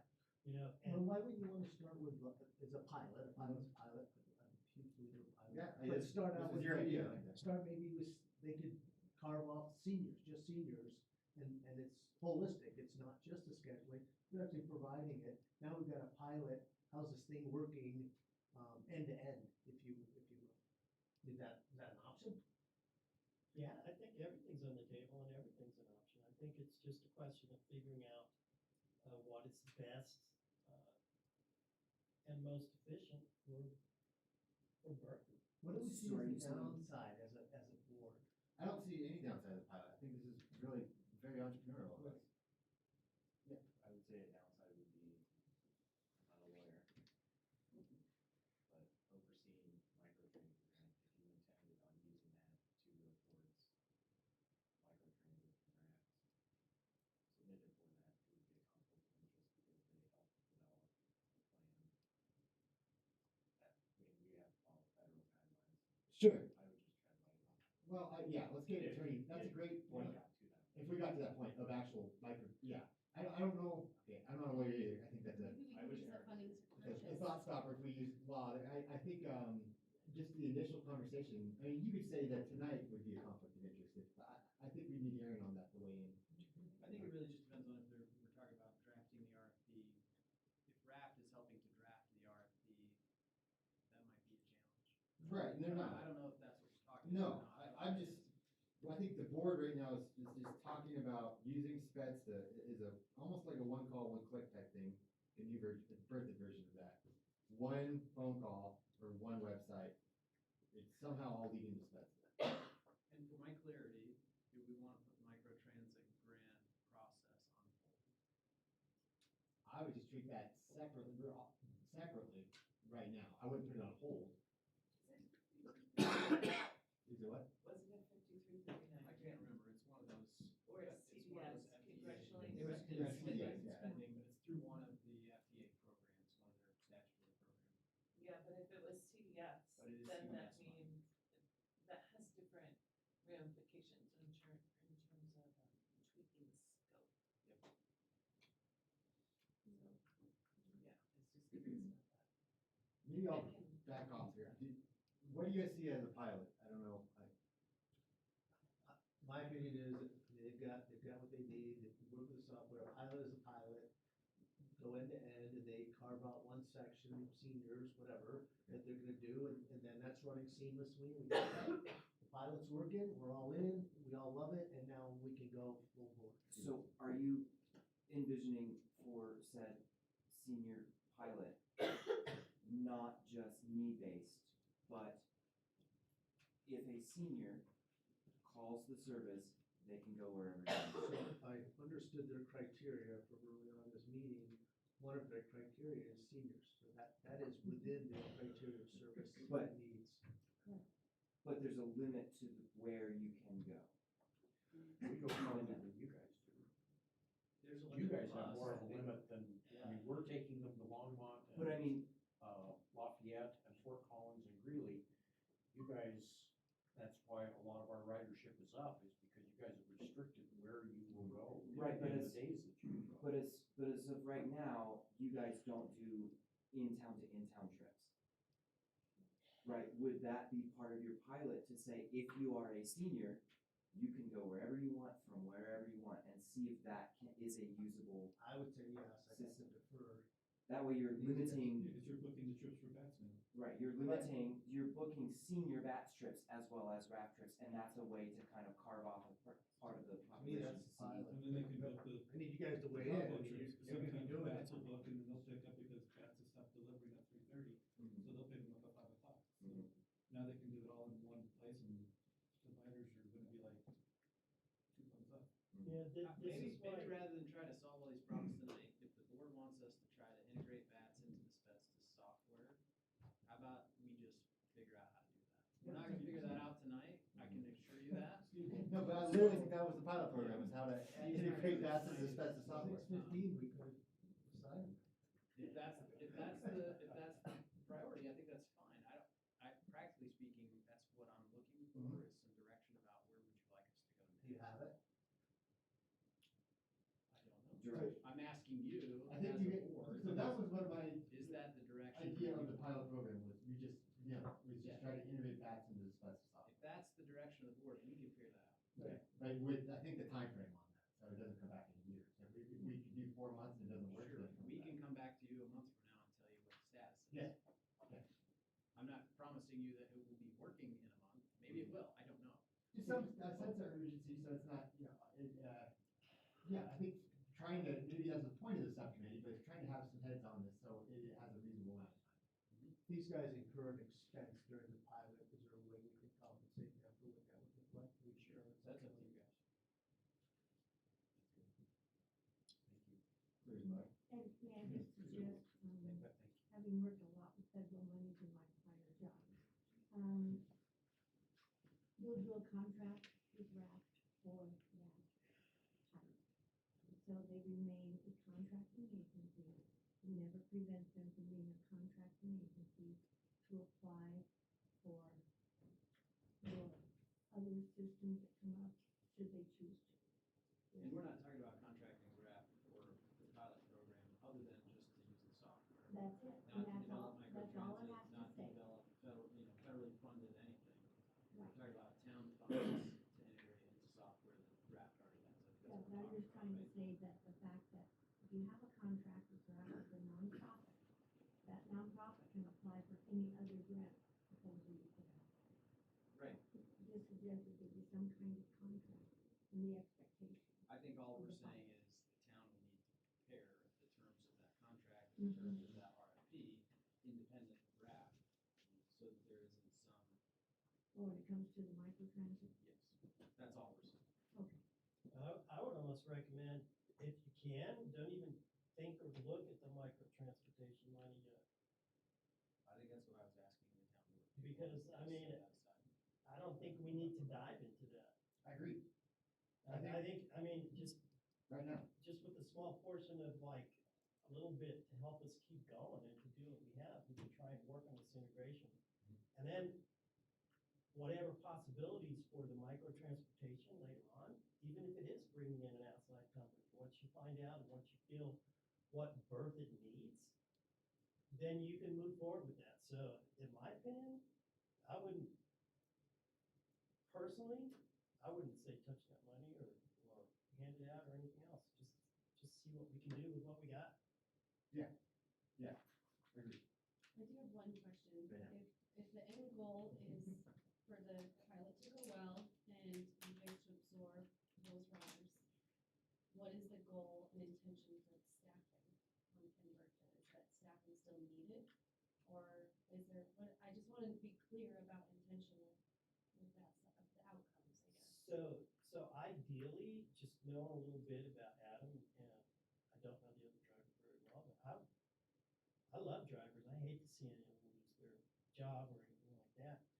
If we grew and we grew to this point where we had one or one and a half or two half the drivers that we could manage just to go for efficiency, that would be a goal that Raft has moving forward, is to eventually do that. However, I don't think that, I would hate to see people lose their jobs or anything like this.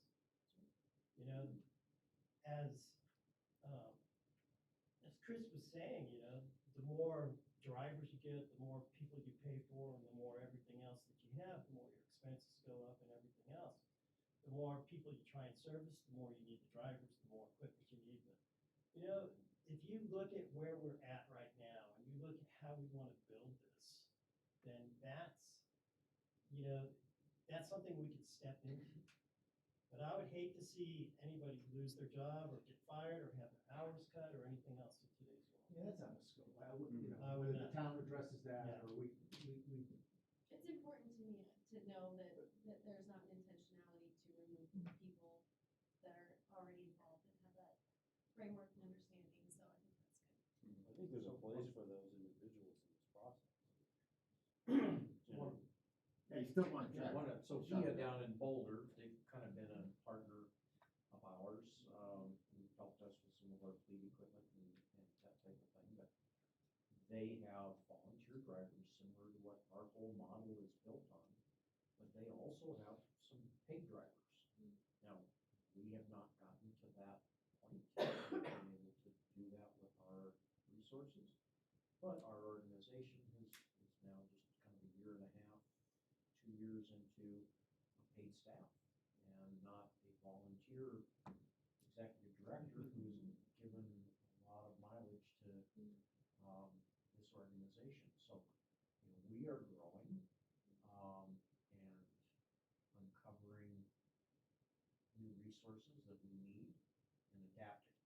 And so I think that's, you know, in our guiding principles, there's kind of number 4 and 5, but one of those is a culture of partnerships. And so I think we've demonstrated a lot of that, and we're trying to do that, but also adaptability and flexibility. And so many of the things you guys are talking about, you know, some of your goals and aspirations, we have that kind of built into our guiding principles. It's just a collaboration of you kind of sharing what some of those are, us beginning to market, and from the bottom up, be able to bring that service and develop that usership that brings efficiency to the community and richens the fabric. But that's talking foundational things for us. Just thank you guys for being at this discussion table as well. Like, this is so valuable. Bertha has no idea what they have here.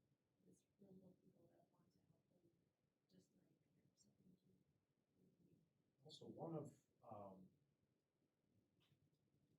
partnership with the Front Range MPO and that type of thing, but one of their goals is to have the agencies within that district of Front Range MPO to be on the same software, so that so with us and like Saints they're on that same one. So there's a bit of a users group. So sometimes they find some new things, some things that they may ask for in that software that becomes available to us. But there's some interagency cooperation and learning and adaptability. And so with the town of Berthoud kind of operating their own, sometimes that's outside of the goal and aspirations for the region. So with you guys talking about or integrating and getting on the same platform, we're also working towards some of their goals of being able to do that. And hopefully some opportunities will come along with that, with them as a partner and with multiple agencies using that same platform. So I'm a little concerned now, kind of based on the software point that you made and that was brought up previously. I'm thinking now that we have two processes on the table that might not be the same process. It seems to me that for direction to staff, the pilot program, you guys disagree with me, that's fine, but it seems like the pilot program is a secondary step that is a follow-up to creating a contract to share software. To integrate the software, I don't necessarily know, based on your comment earlier, I don't necessarily know if that precipitates the pilot program of integrating service, which may be a conflict that we don't necessarily want to get into until we have the actual contract out there for the service, right? Is that a conflict of interest if we are sharing software, but we're also asking you to create a pilot Would program we for share it, seniors? or are they just using it? That's what I think they're just using it. That's what I'm They're concerned using about. their own software to. Right, but they're taking our riders. Yep. Well, no, No, I don't think so. I think, Not all of them. so maybe. I think it's on the front end, it looks like one, but behind the scenes, it's still, right now, we're still saying, hey, Adam and Vats, you guys can you pick up this ride? Right. Raft wouldn't be doing that just yet. Chris, is that how you see it, Chris? What Will just said? I don't know. Even I mean, with, sure. even with the comment about I don't know about having Raft schedule town employees for rides. I think, they schedule the rides themselves now. I think that's generally how your Raft drivers work too, right? Rides get put in the system, people select and choose to take a ride. You don't call them up and say, hey, Ruth, you're driving today, I need you here at 11, right? I mean, maybe you do sometimes, you have folks that are willing to do that, but I think in general. Beg someone to come and do that, but you don't tell them. That's right, you don't tell them to do that. So I think there's a distinction there too, in that having Raft is an independent entity calling up Adam and Dee and saying, hey, you need to pick up so-and-so at 11 o'clock this morning. That doesn't work. No. So I That's- think that's all not we're what I'm talking, all we're talking about, I think, is adding them as licensed users into the Spedsta system. We'll pay them a portion of that cost so that we can run our riders and our scheduling through the Spedsta service. Is that what we're talking about? which they would possibly pick up.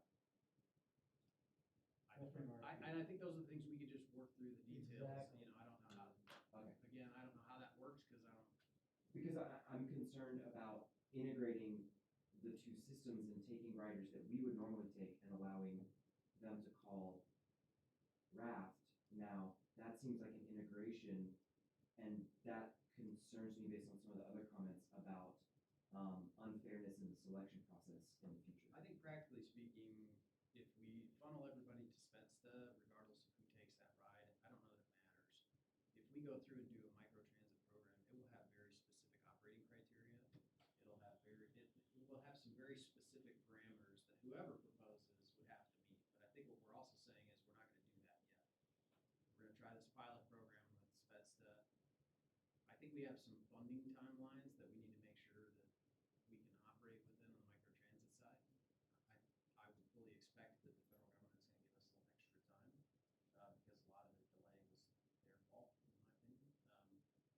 But, we have some hard timelines for when we're supposed to spend that money. So I just wanna make sure we don't run afoul of that either, if that's something we wanna keep as an option in the future. All of that said, I think integrating our staff into a software service for them to utilize to schedule rides, and then also to potentially accept rides that have been requested, I think that's a different story too. If folks request rides through that service and our drivers can take them, they can also accept those rides. So they can schedule rides through the system, they can accept rides through the system. And then, in parallel to that, if there are rides that are in the system that might have normally gone to Bats, but a driver from Raft wants to pick that up, I don't know that that matters to us, practically speaking. And I don't know that it will matter in terms of future integration, I think to your question. I don't think so, anyway. I think I'm understanding this now. The legality concern, is it because the contract process, you have to take bids and go through the formal legal process, but if they're already piloting it, that would be favoritism to give them an opportunity. But I don't think they would be piloting microtransit. We're talking about software, scheduling software, not microtransit. I think those are two different things. So I think it's okay. I think I understand what you're saying is we're kind of going down that road, and is that gonna create a problem? I don't know, but I think we can figure that out before we kind of finalize this deal.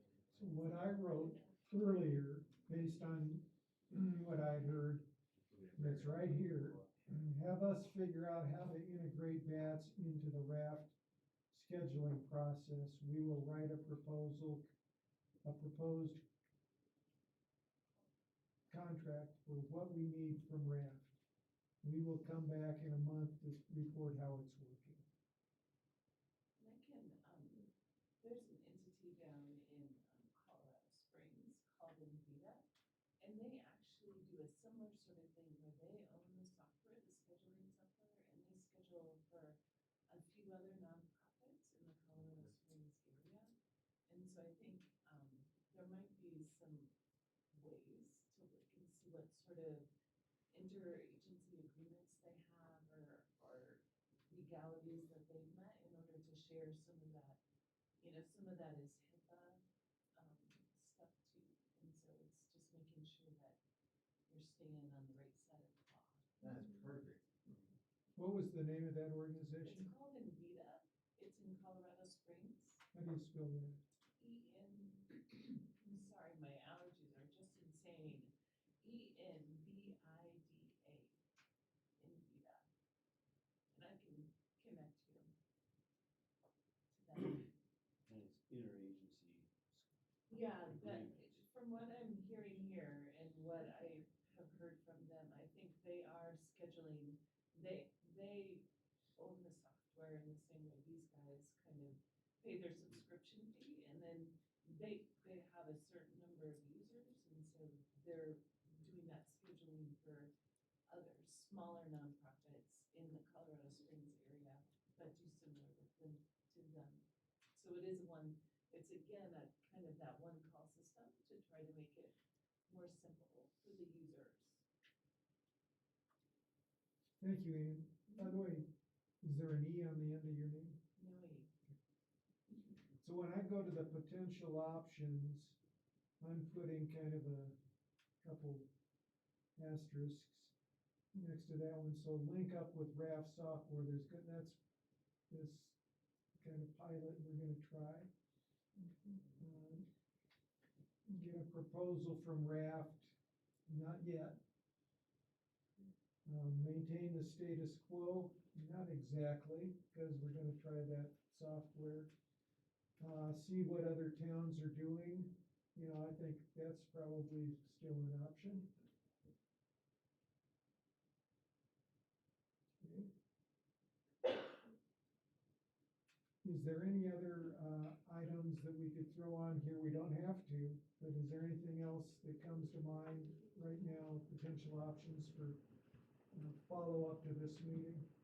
Yeah, Ruth? My other question to clear away from the future, if I would suggest to remove get a proposal from that. I think when someone said that, they really meant regarding the link up to that software.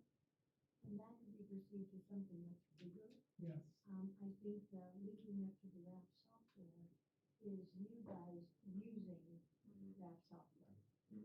The way I took the proposal was going forward, you guys took over everything, or even what you're doing now. I don't think we ever had closure on that from the last time you met with us. That was my perception of, Chris, you got clarified that on the proposal. But Brett, that could be a potential option in the future, yeah. So I'll kind of put it down the list, but that is still a potential. Yeah. Okay.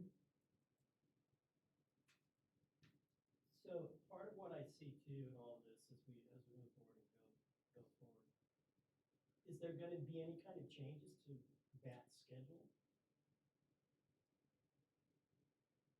Or is it just gonna be status quo? Because you can use a software system where you can come on and do that, but it's not gonna solve the problems that we're trying to make more efficient. Right now, it would just be the software, and and then I think that will be a problem down the road. I think we do want to increase hours and stuff, but I think right now, it'd just be the software. Okay. So both sides will remain the same, the only difference is the seat on top. Yeah, and that conversation could hypothetically be had if the integration of the software works. Is that? Yes. But if full integration happens, which is probably the best end goal, are we suggesting different hours?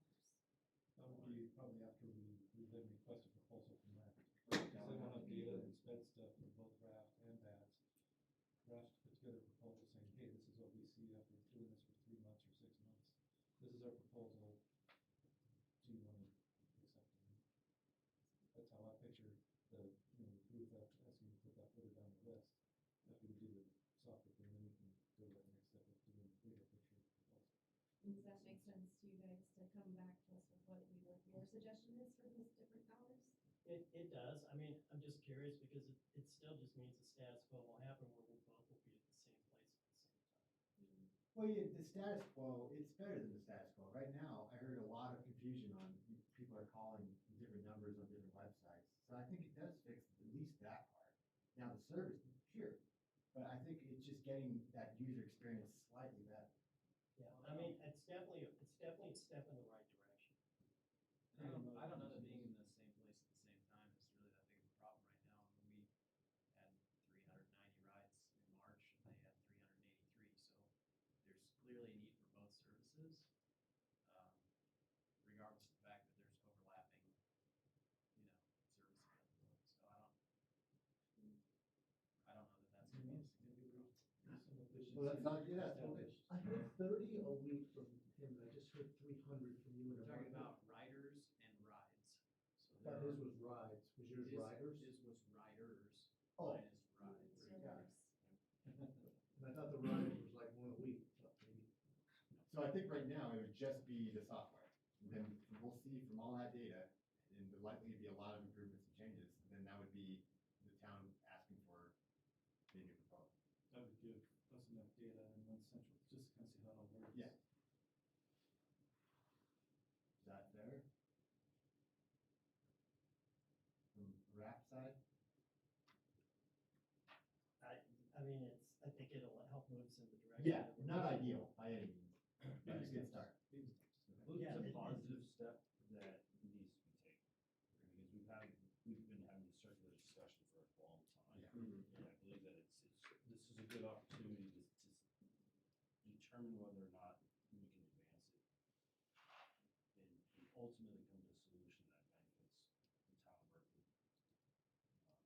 And RAP as well. Yeah, and RAP, it's gotta be and RAP. Oh, yeah, that's being mutually beneficial. Yeah. When I look at our, able-bodied riders that, that's why, RAP may be for them pulling some of this up because if they take that out to pick up Mustang to go into work, Mustang is gonna bring them back later when VAX works. So RAP may be picking them up, but that's the information we can use. We could all use, yeah. That's true. Find out where those answers of potential no's would be. Yeah.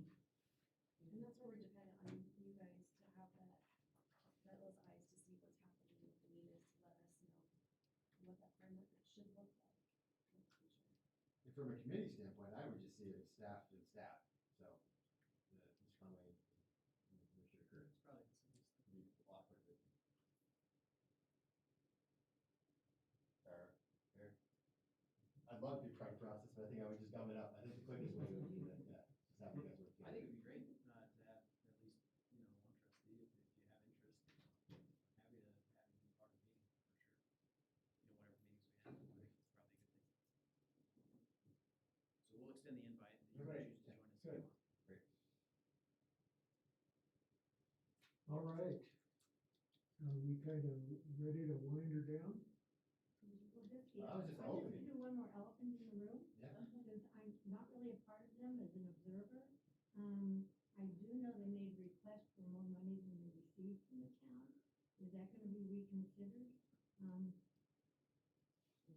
Bringing that up. Chris, would you refresh our memory? I didn't think we had closure on that, or did we? Yeah, I mean, I think we did in the sense that we budgeted a certain amount last year that you guys approved. And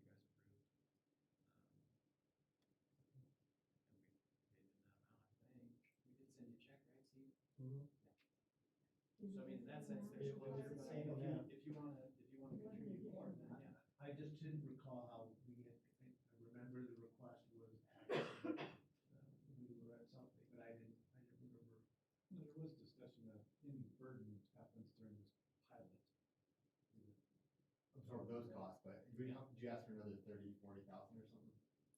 Yeah, last year, I think we asked for 110,000. Our actual expenses doing in-town rides last year was about 88,000. We got 75,000 from the town for that. So, we picked up the cost on the other end. As we continue to grow, that's the reason we had asked for that additional amount, but we did not receive it. Okay.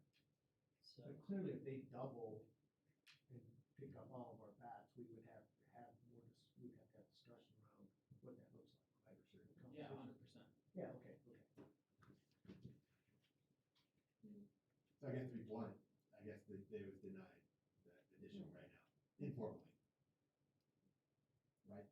Was No. it Brad requested? It was Brad Was formally. received? Rather formally not received.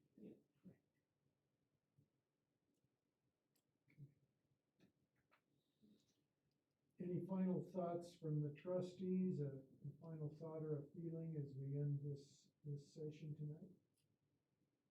I would say thank you guys for the conversations because I understand that projects like this in government moves rather slowly, but this was a step in a forward direction, and those forward steps tend to snowball, and so I think this was a very useful meeting, regardless of how much was moved forward.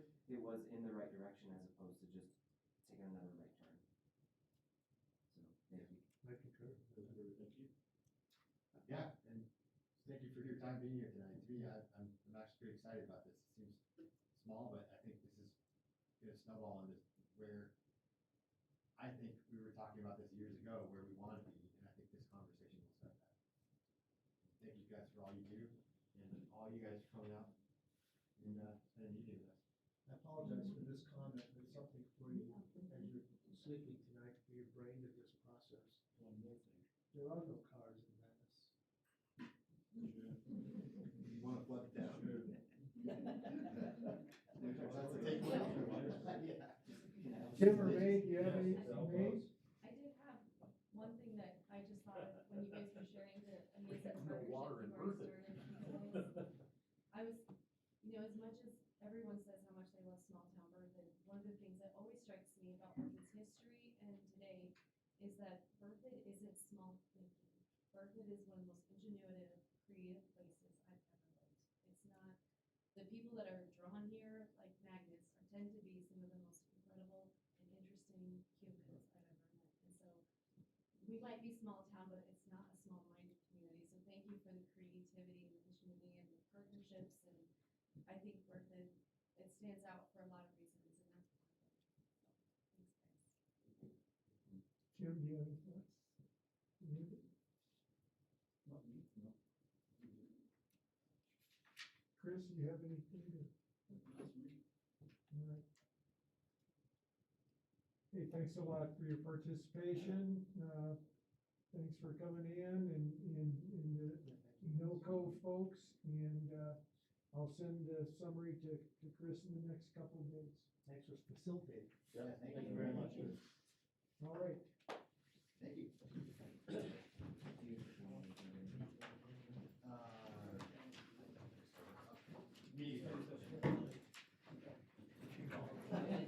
Oh, yeah, Will, meeting adjourned? Yeah, meeting adjourned. Meeting adjourned. Casey Carl said that. It wasn't Yeah. that long, and suddenly. Do we have a second? No. Hey, they gave me an idea, we should go to the gondola business, is what I'm thinking. No, there's some Billy Canal business.